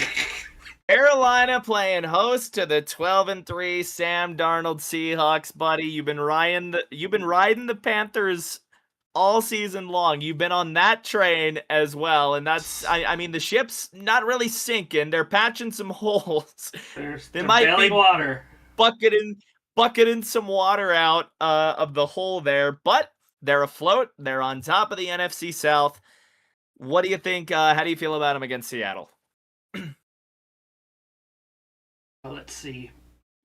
I don't know, Jim. Let's see. I've been riding the Carolina Panther train since June 28th of this year. There was an inkling of, there's something about this team. Having said that, as much as I want Carolina to win the division, they're going to have to do it next week because Seattle is way too good on defense for them to overcome. I think Seattle wins. It's an over-under. I think it's going to be a 28-17 ball game. I don't... Fair enough. I think they have this weird thing where it's like, oh, we play good one game, we play awful the next.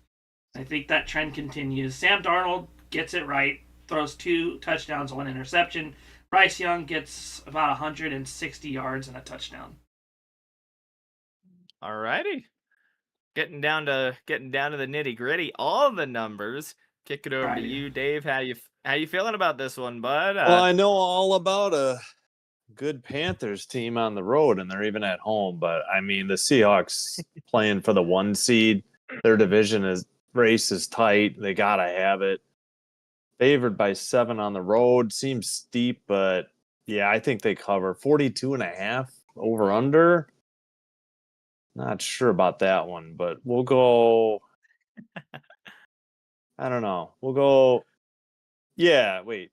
No, I guess that would be over, but yeah, we'll just go 20. We'll go 24. I know this sounds like a cop out, but we'll go 24-17 Seahawks. Right on the line, just under the over under. Yeah. Alrighty. I'm gonna kind of piggyback off a trend here, just because the Packer. I mean, he's got the Mr. 9 and JJ thing going. That's bad. Now extrapolate that to a whole team, and that's the Carolina Panthers this year. Rico Dowdle's had some really, really strong weeks. Bryce Young's had the big bang game every once in a blue moon, it's felt like this season. I think of the 400 and however many goddamn yard game he put up on the Falcons. This is a Panthers team that has potential. I just don't know if they've got the weapons right now to really go up against Seattle, but we have seen Rico Dowdle do some good things against some good defenses. I think Carolina's path to victory is just possess the ball, run the shit out of the ball, don't put Bryce in harm's way. I just don't know with the offensive firepower that they're going to be able to do that against Seattle, especially the way Seattle, we've seen them play this year. Jackson Smith and Jigba, he's on just an absolute tear this year. We'll go for the trio sweep here because I'm on the Seahawks train with you guys. I'm gonna call it. I think it's gonna be kind of close. Like I think Carolina's gonna put up a fight. Man, like I'm sitting here second guessing myself. I think it's a 27-20 sort of game. Maybe 30-20, 10-point game at the end of the day. The Seattle team right now I think is just in a way better place than the Panthers are. I do think Dave Canales is a good coach. But I think right now, like Mike McDonald and his squad, like they are just on a rip right now, coming off a big win against the Rams. I really like them coming into this game, especially that defense, man. Holy God. I want to change, but I can't. There's just I want Bryce Young to. He's Oklahoma, right? Oklahoma guy, or was he Alabama? He was Bama. Okay. Kind of one of these kind of breeze games that I think we're gonna get here. Cards, Bengals. I mean, Tank Bowl, embarrassment, sadness bowl. How many yards is Jacoby gonna put up in garbage time? Arizona's defense is bad. They are. Their offense doesn't have a lot going. When Marv's been on the field, that hasn't been all that great. Trey McBride though, he's looked bright pretty much all year. Jacoby Brissett does Jacoby Brissett things. Bengals probably gonna take this still. Joe Burrow's probably gonna pick the birds apart. I don't know what any of the spreads or the over under is. 7 Cincinnati, for the Bengals. I'm 53.5. Wow. That's what I actually think. Wow. I think that one could go. I think that one's. It's a lot of points. That's a lot of points. Jeez. I'm feeling a 30. I think this puts me on the over 34-20. I think we get some garbage time points out of the Cardinals. We get the garbage time Trey McBride touchdown per usual. But yeah, Cincinnati should be able to get a pretty easy win here. I'm a lot higher on Cincinnati than I am the Cardinals, but I mean at that point we're like down in the void and it's like Cincinnati, the void, Arizona up to this point. We'll boot this. Yeah, we'll go to Dave. Yeah. I mean, is Burrow healthy? And how much of a beating does he take? But yeah, I have no faith in the Cardinals. Is Gannon going to finally get fired? I mean, he just has no idea what he's doing. I think, yeah, Trent would probably have more background on that as far as them hiring him in the first place. But yeah, I'll take the Bengals to cover. That's a lot of points, but I guess put me at the over. I won't say right on the line. We'll say 31-23 Bengals to cover by 8, and that would put us half a point on the over. Gotcha. Trent? Can you hear shootout alert? Shootout. It's gonna be Get your gun. Shootout in the Tank Bowl. And you gotta go pew pew pew. I didn't want to don't want to get in trouble by YouTube. It's laser guns. Pew, pew, pew. Oh, that's probably sci-fi laser guns. Yep. Yeah. Or walkie-talkies from ET. Yeah. Movie reference. Ding, ding, ding. Let's see. Arizona, Cincinnati. It's going to be a shootout. It's going to be like a 43-34 type game. Okay. Damn. I'm here for it. We got My Chemical Burrow. We got Jacoby Brissett going at it. We got Emo Burrow, who's playing miserable right now for the Bengals. God. How do we feel about Panic at the Burrow? Panic at the Burrow would be at the Burrow. That'd probably be better. Panic at the Burrow over here. Arizona Cardinals. They've lost 7 straight. I didn't know that. The Cardinals? Yeah. It's going to be 44. What did I say? 43. 44-30. 44-34 Bengals in a shootout where no defense can play anything. True. So. You remember who they beat? And not to. a division rival of yours because they're historically bad. Cowboys. They beat the Cowboys. Yeah, there you go. Yep, 27-17, and have tanked 7 straight since then. Yep. Yeah. So little update from Ender. So Sauce is going to be playing, but DeForest Buckner's done for the year for the Colts. Just to backtrack a smidge. I'm still writing the. Oh, he's going even more on Colts. He'll have even. No, I'm just kidding. I still just can't put my faith in him. Just to backtrack. I'm doing slightly. it. The trade, ride the trade all the way with me, Ender. He's playing the violin on the Titanic, man. He could play the cello. I'll play the violin. Thank you, Bok Choi, for the sub. I greatly appreciate you. All right, just a couple of games here left on the slate. We talk about Tank Bowl. This is Tank Bowl to the extreme. This is the magnum opus, the magnum opus of Tank Bowl. 2-13 New York Giants go into the Raiders to play them in Vegas for what will 100%, what should 100% be for the first overall pick. I'm gonna just send this straight away to you, Trent. Tank Bowl, straight up. Oh, you sent it to the California guy, huh? Think we're all. I can see. Listen, I can hear the M1 Abrams on the other side. I look over here. Is that the? Hang on. Let me take this off. Is that the Soviets I hear on the other side with the T-34s? It's tanks everywhere, man. Are you? The tanks. The tanks are everywhere, but they ain't working. They ain't working for either team. They might have forgot the ammo. Might have forgot. Okay, so Max Crosby got shut down. I think the Raiders are tanking. Obviously, he left the building. Giants left tackles out too, so they're both down. Whatever they're. I'm kind of broken on this one. I think this game broke me just by seeing it. Is it time to bust out the neutrality, the Switzerland award? We're gonna drop that here on Trent. No. That's not what I'm saying. I'm just saying, like, this game is so You're bad. Getting there.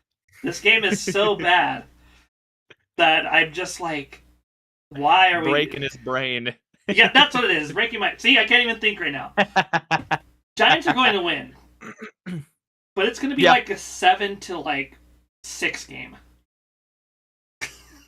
That garbage, huh? I agree. It's gotta be like a 7-6. Jackson Dart throws for 60-something yards because he's in a slump and he's got no one to throw to.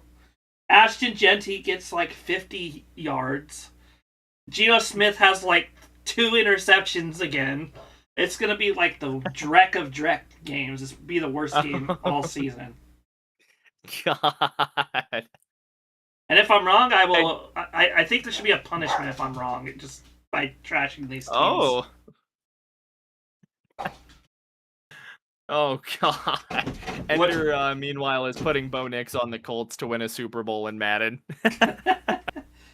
If you come up, what's a punishment for me, Miles? A punishment? If this game turns out to be good.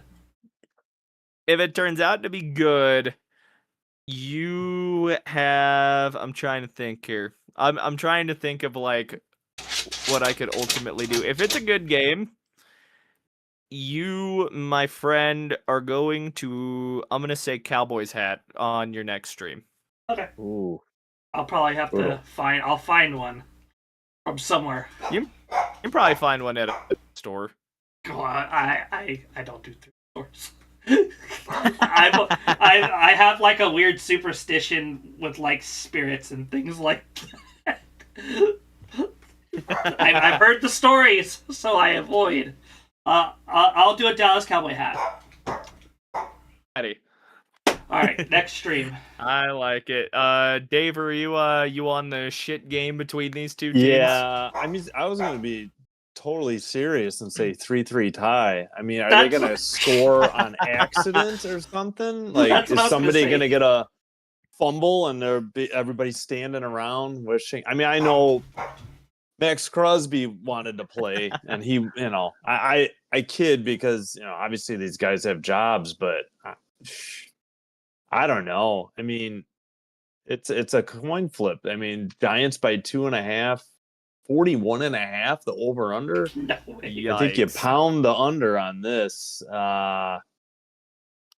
Yeah, this could easily be like 9-6 Giants. I think it's going to be that bad. That Ender said 3-2 game. That's yeah. Well, I seriously was wondering 0-0 tie or 3-3 tie. or like a 3-0 ball game. We had one and it was someone the Raiders accidentally a gets couple a years safety. ago. Yeah, Vikings what was that against beat the Vikings? 3-0 Vikings were the Raiders. God. So The game of all time. Dax said I'll say 9-6 Giants. Dax was telling me Ice Bucket 2.0. Oh God. In a Cowboys hat. Good. I'll do the Cowboys hat. I don't want to get wet. Well, again. you could just get a All Cowboy right. hat. You don't have to get a Dallas Cowboys hat, right? No, it's got to be a Dallas Cowboys hat. Okay, I just wanted to preface just in case. All right. He tried to wiggle his way up. I have a Cowboy hat. I'm looking at this game right now, and I'm going like 2 stoppable forces against 2 movable objects. They're gonna accidentally find a way to score double-digit points. I'm gonna take like an 18-15 game. I'm gonna take the 18-15 Giants win. If it's closer to which you, is still way under. It's crazy. I will wear. If it's closer to your score, I'll wear the Dallas Cowboys hat. Okay. If it's closer to me and you said 7-6, I said 9-6. No, so if it's closer to one of us, then well, just because I'm gonna go out on a limb and say the Giants cover. Okay, so all right, I'll take a punishment on this one as well. Okay, so if it's closer to your guys' score, you gotta wear a Chargers. Short. You gotta wear a Chargers hat next week. Okay, I was gonna throw Ender a little. I don't have money for a Chargers. Oh, okay. No, you're good. You're good. For a jersey, no. The bet that I was gonna make here is that I will make a short winning a Madden Super Bowl with Bo Nix as a Colt, and I'll upload it on YouTube. All right, sounds good. Is that acceptable? That's acceptable. All right. Yeah. All right. Ender is probably gonna like that one. So he's gonna be rooting for a 0-0 tie. Alrighty. Just a couple of games left. The last afternoon window game here. Trent, this is yours too. Eagles, Bills. How we feeling? In Buffalo. Oh boy. It's gonna be cold. 36. It'll be 6? 36. 36, so no snow. And rain, maybe. Rain. There, 2 running backs. I think this is going to be a sloppy game, like a 17-16 game. I think. You are way under then. Straight on slugfest. Straight slugfest.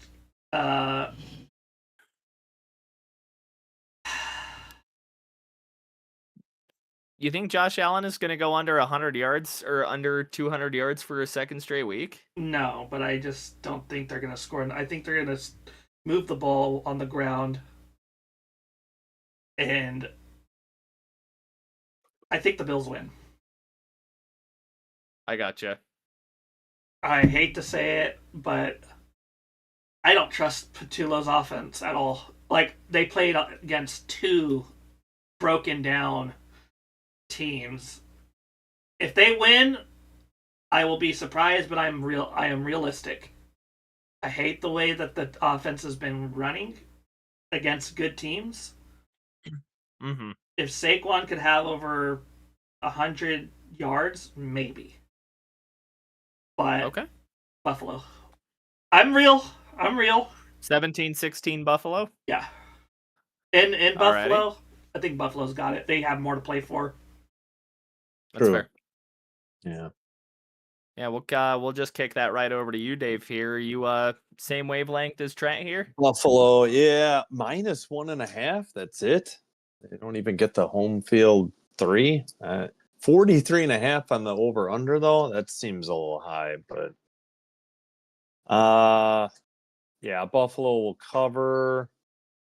What score we got? I mean, they've been scoring a little bit lately. They didn't score much against the Browns, though. Did Yeah, they have Allen trouble? Oh, they did did not have. play that great of a game against Yeah. Cleveland. Eagles, I mean, they beat a bad Commanders team on the road and the Raiders 19. So they got to get at least 20. So I think it's going to be close, though. It's not going to be a blowout. No. Do I go over or under? That's really the only question. That's probably a really well set line there. Let's go 24-21. We'll go just over. I was thinking of going under, but we'll go over. 24-21 Bills. I really think this. Go ahead, Trent. I guess I'm riding the Josh Allen train this year. I got you. Yeah, but man, they barely beat Cleveland. Cleveland is Cleveland. They beat the Packers, so they don't really need to remind me. You never know. This year is the year. I really. Sorry. This time. No, you're good. Good. I said this is the year where you can be like anybody can beat anyone. 100%. I have to see the Eagles win this game. My heart wants to see the win. I'm going to take the Bills because I don't trust Patullo. But you don't have much to play for, right? You're kind of cemented we could get the second seed. Okay, you can get the second. Okay, I would say you for sure got the 3. Yes. Okay. Yeah. Okay. I think this game is going to be like a 1st to 20. I think it's going to be a lot of ground and pound from both teams, and I don't think either team has really had that great of a run defense this season. Buffalo especially. That's really been the big narrative, and Trent, you can probably educate me a little more on this, but Philadelphia's run D hasn't exactly been great either. But I think it's a game. It's going to be a lot of movement between the 20s, but I don't know if either team's really going to have the juice to execute inside of the 20. And maybe Allen makes me look like an idiot here. I'm going to take Buffalo. I do think they win this. I think it's a 1st to 20 type of game, and I think Buffalo gets there. I'm going to take it, maybe a cop-out score here, but it really feels like a 21-17, 21-18 type of game for me. And again, I'm going to take Buffalo. I just think Buffalo does enough better offensively than Philadelphia to really sway me towards the Eagles, especially Kevin Patullo's a dead horse at this point, but a dead horse for an honest reason. The Eagles early December average gave up 138 yards in 4 straight games, including the 332 in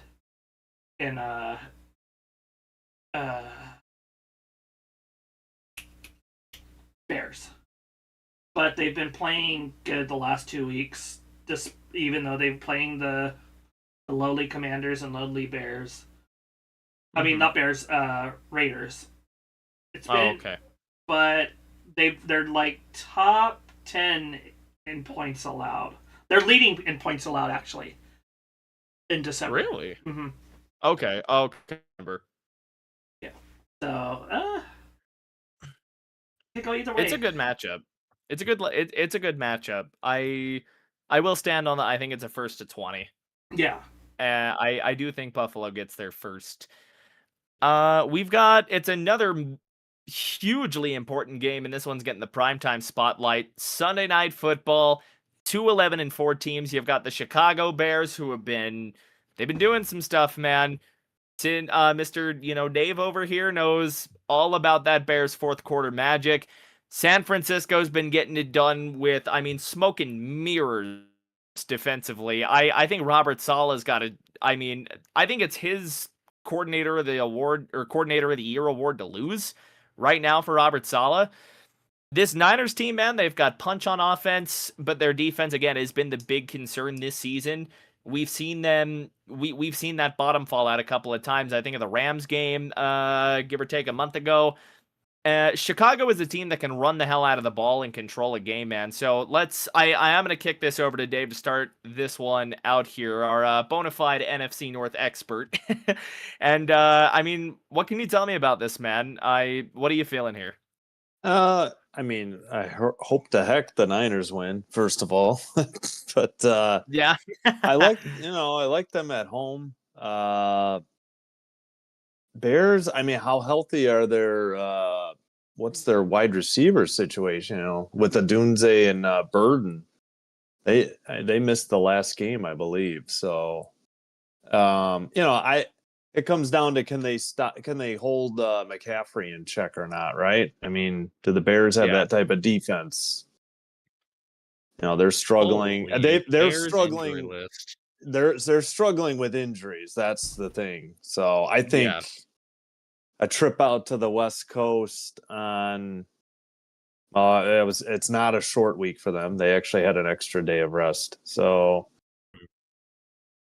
it's not. Go ahead. No. Go ahead. So here's what I can give you. Odunze has not practiced all week with that foot injury. Mm-hmm. Luther Burden, he's been limited all week with the ankle. He's probably going to come into this. He's going to come into this questionable. He was actually, hang on, I found the scroll wheel. He was full on Friday, so I think he's trending up to play in this game. Right. Odunze still hasn't practiced. He's been listed out already. For this one. Let's see who else. Nick McLeod, one of their DBs. TJ Edwards, he hasn't practiced all week with a glute thing. He might have been downgraded out. See if I can get a status there. He's questionable. He was limited today. Chauncey Gardner-Johnson, he was full today. So was Luke Newman. Both those guys are questionable. It's a pretty long list here. San Francisco, with their injuries. Kittle, he's been limited all week. He doesn't have a game stat, or he's questionable in this one. Yes, I had heard that. Yeah. Yeah. CNC he popped up on the report, but he was just resting. He's been full all week. He's good. I was gonna say Trent Williams. He was also non-injury related, but he popped up for that reason. I think we're getting both of these teams. Well, obviously now without George Kittle, more than likely, what could be very likely, but I think we could be getting both of these teams as they're strengthening back up, which is really interesting. And I think that's going to make for a damn good Sunday night game, man. But yeah, keep going, man. What do you got? I like the Niners then. I mean, again, I realize, I don't know, I just think McCaffrey has been, I mean, even Perna talked about it. I think he's just been phenomenal. It's just kind of been underreported just because everybody's so used to him being awesome. So, again, you mentioned the job Salah's done this year. This is what I hope happens because I need them to drop 2 and have the Packers win 2 to win the North. But I mean, at any rate, we're getting ahead of ourselves 1 week at a time. Niners, the home field advantage by 3, but 52.5. Is it going to be that much of a shootout? I mean, I'm thinking under here. You think so? Yeah. I mean, we'll go 28-24 Niners. Full cover and just a hair under the under. Oh, because it's that would be 52. Yeah, we'll go that way. Alrighty, kick this down to Trent, man. I mean, this is going to be a hell of a game, man. But how are you feeling on this one, dude? Bears defense against running backs the last 4 games. Against the Philadelphia Eagles, 255 yards. Against the Green Bay Packers, the first time, 120.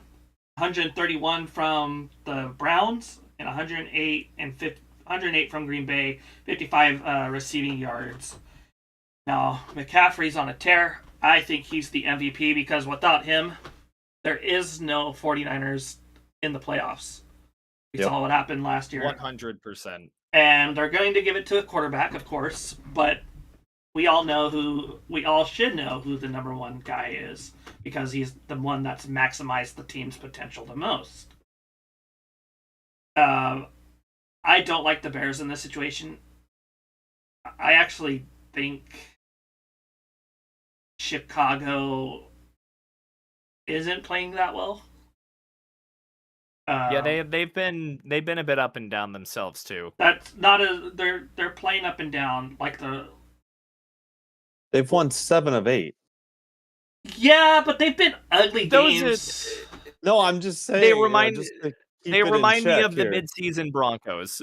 Let me believe me, I'm all for bear bashing. I'm not gonna be the one to temper any of that, but just a reminder, they have won 7. I like the Bears because I just like the Bears. I think they're an awesome team. I think Caleb Williams hits a wall this week. Yeah, 3 of their 4 losses have been on the road. So Green Bay barely beat the Bears, beat the Eagles by 11, barely beat Steelers, barely beat the Vikings. We lost Love in that loss too. Yeah, so barely beat the Giants, barely beat the Bengals. That's their record. I mean, they've beat teams, but they haven't been looking pretty doing it. And I think San Francisco, or the San Francisco necromancers, as I call them, there's definitely some like magic going on with their injuries. Yeah. I think San Francisco wins by 3. I think Williams throws a key interception. And McCaffrey gets about 80 something. Caleb's taking care of the ball. You know, you can say what you want about him, but he has not turned the ball over this year. He hasn't. I just think he hits a wall this week. I think. I'm all for it. You're preaching. You know, and I'm making my heart sing. McCaffrey's going to go more receiving yards than rushing. I want him to get the 2,000. I mean, the 1,000 yard for the second time. Yeah. He'll be the first running back to do that. I thought he already did. No, he did, but he'll be the first to do it 2 times ever. Oh no, I thought he already got it this year. He has 150 yards receiving. Oh, my apologies. Yeah. So Caleb's thrown 6 picks this year. I think he gets 1 this game. I think Niners. Wish he would have had one against the Packers. I preface this by saying like the Bears are a good team. I just think McCaffrey is on. You were doing fine earlier. So. McCaffrey is just on another level, and he's quietly doing it. He is, and that's their biggest weakness. Oh, I see. He needs 51 yards receiving to do it. Okay, I thought he had it for some reason. My bad. Alrighty, I think this is gonna be where I jump off of the trifecta here. Ooh. Yeah, boo, come on, shower me. I just think Chicago's playing really good ball this season, and with just how torn apart this Niners defense has been, and I give all the credit to Saleh, but we've even seen some games too where they've just kind of gotten ripped apart. Rams did it to them, and something about Chicago is they really are a run-first team, and San Francisco hasn't been particularly great against the run. I mean, we saw the Rams just slice and dice them on the ground. Felt like around a month ago at this. A lot of these games are kind of a month ago here. Just the way that I would have to go find that game. Correct me if I'm wrong. If there's what Chicago can do really well, it's take the ball away, and it's run the shit out of the football. I really, really like their combination there at running back. Monangai as the head of it, obviously.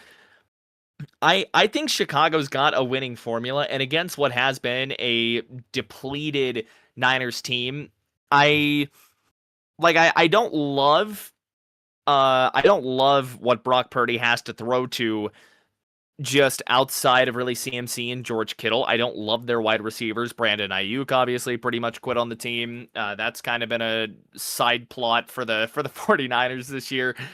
I'm willing to buy into Chicago. And if there's one thing that has been consistent with both Chicago and Colin Cowherd, it's been Caleb doesn't turn the ball over. The big knock was that he took too many sacks last season.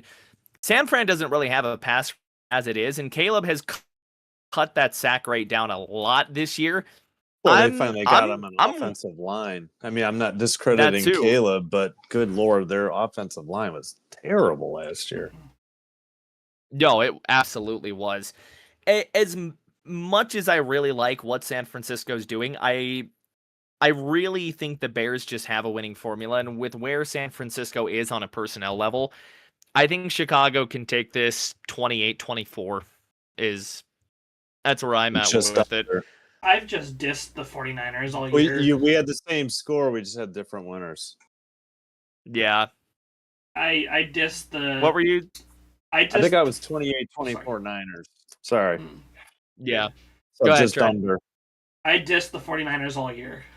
And they've made me look like a jackass every time, so I'm choosing the 49ers. Watch, it's going to be the week that I choose them that they lose. All right, final game here, everyone. It's been a hell of a show, by the way. Chat's been great. You guys have been outstanding. Like this has been awesome. Firstly, we gotta have more guests. Secondly, we gotta have Dave on more because this guy, man, love talking to you, man. It's been a pleasure. Final game of the week: Rams go into Atlanta. And, I mean, this Falcons team has been so infuriating because they come out and look like a juggernaut. The game they get eliminated from the playoffs. And then I think last week, if I am remembering correctly, I think they came out and dropped they beat the Cardinals last week. Granted, it's the Cardinals. 26-19, yeah, in Arizona. Yeah, 26-19 in Arizona. I just think this Rams team is... That was a really weird game.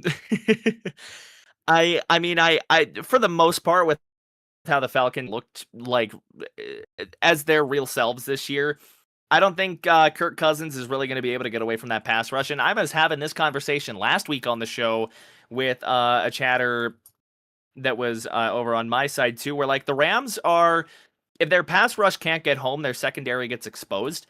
I think Kirk Cousins is very much a quarterback your pass rush can get home on, and the Rams have a really good pass rush.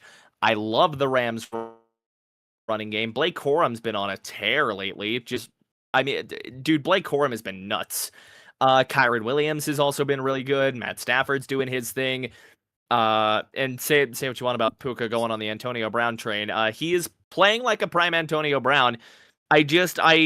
Where we are right now, I don't think the Falcons have the firepower to pull an upset. I just think they are an inferior squad right now.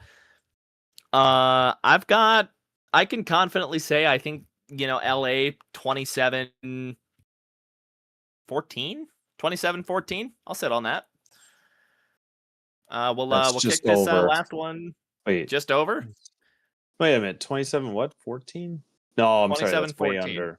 Sorry. Oh, really? I was thinking 24. It's 49 and a half. Are you kidding me? Really? Yeah, I don't agree with that one. I'll kick this final one down to Trent here. Rams Falcons, man. What are we thinking? I think there's an upset. Upset? I want whatever you're on tonight. Holy cow. I think Seattle Seattle broke them. That was just joking. That's the second game where they've lost last second. Lost against the Eagles and a blocked field goal. They've lost against the Seahawks overtime. I think the Rams are broken. I think Kirk Cousins is a lot better than people give him credit for. He played great a lot last two games. And their secondary... I want to know who those were against, though. I do want to know who those were against. They beat the Buccaneers. Because you had the Cardinals. Cardinals and Bucks. Both on the road. Both on the road. They got destroyed by the Seahawks. They lost at the Jets. So I would pump the brakes a little on my Kirk Cousins praise. Just going back to what I said, Tampa Bay's defense has fallen off a cliff. What was it? Kirk Cousins played against the Jets? I assume hasn't he been out a while? I think didn't Penix start that game, or was that Kirk's first start back? Now you got me digging. Yeah, I'll look at the box real quick. Nope, it was only Kirk in that game. Okay. Okay. So maybe it was his first. It was his first. Tyrod Taylor. It was his first. Let me check the Saints. So did he get hurt in the Saints game? Kirk. Nope, that was Kirk too. Yeah, Penix has been out a while. Last. All right. Yeah. I think he's getting warmed up. I think he got hurt against the Panthers. They lost in overtime, 30-27. So in 5. That's right, because that was the Bryce Young legacy game. So in 5 games, Kirk Cousins has 8 touchdowns, 3 and 2. 3 and 2, 8 touchdowns, 4 interceptions, 62% completion percentage. Last week he had a 60 against Tampa Bay. He had a 68%, 3 touchdowns, 0 interceptions. And I think Bijan Robinson, Algier, and then who's their receiver? London.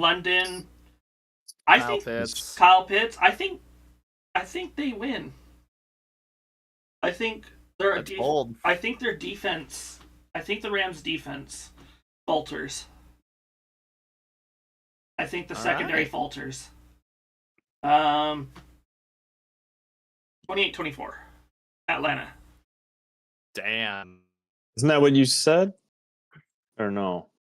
Oh, you said 28-14. No, I said 20. 14. I said 27-14. 27-14. I know. I'm sorry. I'm all mixed up here. You're all good. Well, hey, close us out, man. Final take. You got it. Is Devontae healthy? I mean, I still think the Rams win with or without Devontae, but I mean that would affect whether or not they cover, right? 7.5 on the road. Probably. I mean, that's a big spread on the road. 49.5 over under. I don't see that hitting though. I get it. Trent thinks they're broken, but I think Sean McVay will get the ship righted. And they need this too. Adams was a DNP. Yeah, he's probably out. I still think they win. Maybe they don't cover. That's a cop out. I'm just. I'll say. I'll go 28. Wait, you guys already. We'll go 28-23 Rams. So no cover, but they win on the road, and we just hit over. 28 for the Rams, 23 for the Falcons. There we go. Yeah. This has been. Oh man! What a show! You've taught me something that I've never known. Over under. I've never known. I barely understand it, but that's like I don't understand the betting lines or anything. But over under is like the only thing, and point spread is about it. I don't know anything beyond that. So. But it helps me, with my score prediction. That's the main reason I was checking it. Yeah, it helped me out too. And my battery for my phone is at 3%. So if I drop out, you'll know why. It wasn't because of Fair rudeness. enough. Well, I'll have 100% battery if you have me back. Definitely. There we go. Man, it's been an outstanding show. Huge shout over to Dave, SinBin stream. It's been outstanding having you on. We got to do this again. Huge thanks and a shout to Dave, to Trent as well for also helping make this happen. Big shout to the rest of the crew as well. Greatest mods in the world, Bok Choi, Ender Games, even if he's probably a little unhappy Bok with Choi, me right now. Appreciate it. Max is my mod. Yeah. Dax. I mean we got the best crew around here, man. Dax. He's on Ice Bucket 2.0. Real quick, Dax asked Ice Bucket 2.0. So no. Think about your. I'll work on with that. It's more of a punishment now, right? It's cold. It is. It's like 42. Yeah. I mean, the Cowboys hat isn't really a punishment for me. I don't care enough about the Cowboys to even. Ooh. That's fair. All right. I could. Maybe you'll probably light it on fire for future vids, right? So. No, I don't. I'll probably give it to my best friend. He's a Cowboys fan. The Cowboys have not been relevant since I was a kid. I've never. Kills me. They used to destroy the Packers, and it's like that old lion that you just let go. That his phone battery. Did we lose? Did we lose Dave? Yeah. Dang. Yeah, damn it. Damn it. I liked having him. That was awesome. Go check out Dave over at SinBin stream. He does really good hockey streams there. Obviously, All the we got to get to it here at the end. Trent, what do you got coming out? Eagles, Bills, live stream. I'll show you my thumbnail after. I think you'll like the way it came out. All right. I'm game. I still haven't started Trevor Lawrence. I'll get to that when I get to that. Then Dumpster Fire and Power Rankings and Eagles recap. There we go. And Ed, you? I've got day after show coming out. It might be tomorrow. So the day after is what that might end up having to be. We've got Chargers Texans stream tomorrow. Then we got Colts Jags on Sunday.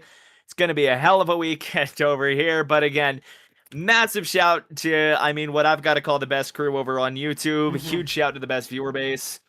Go subscribe to these guys. These are two awesome guys around me. SinBin here. Don't forget to like and subscribe over here as well if you enjoyed everything you heard. And with that being said, I have been Miles. I have been down there. Trent, I think. And we think the layout's gone chaotic. You've heard us talk football. We will see you all in the next one. Thank you for watching. Adios. All right, let me end my stream. What a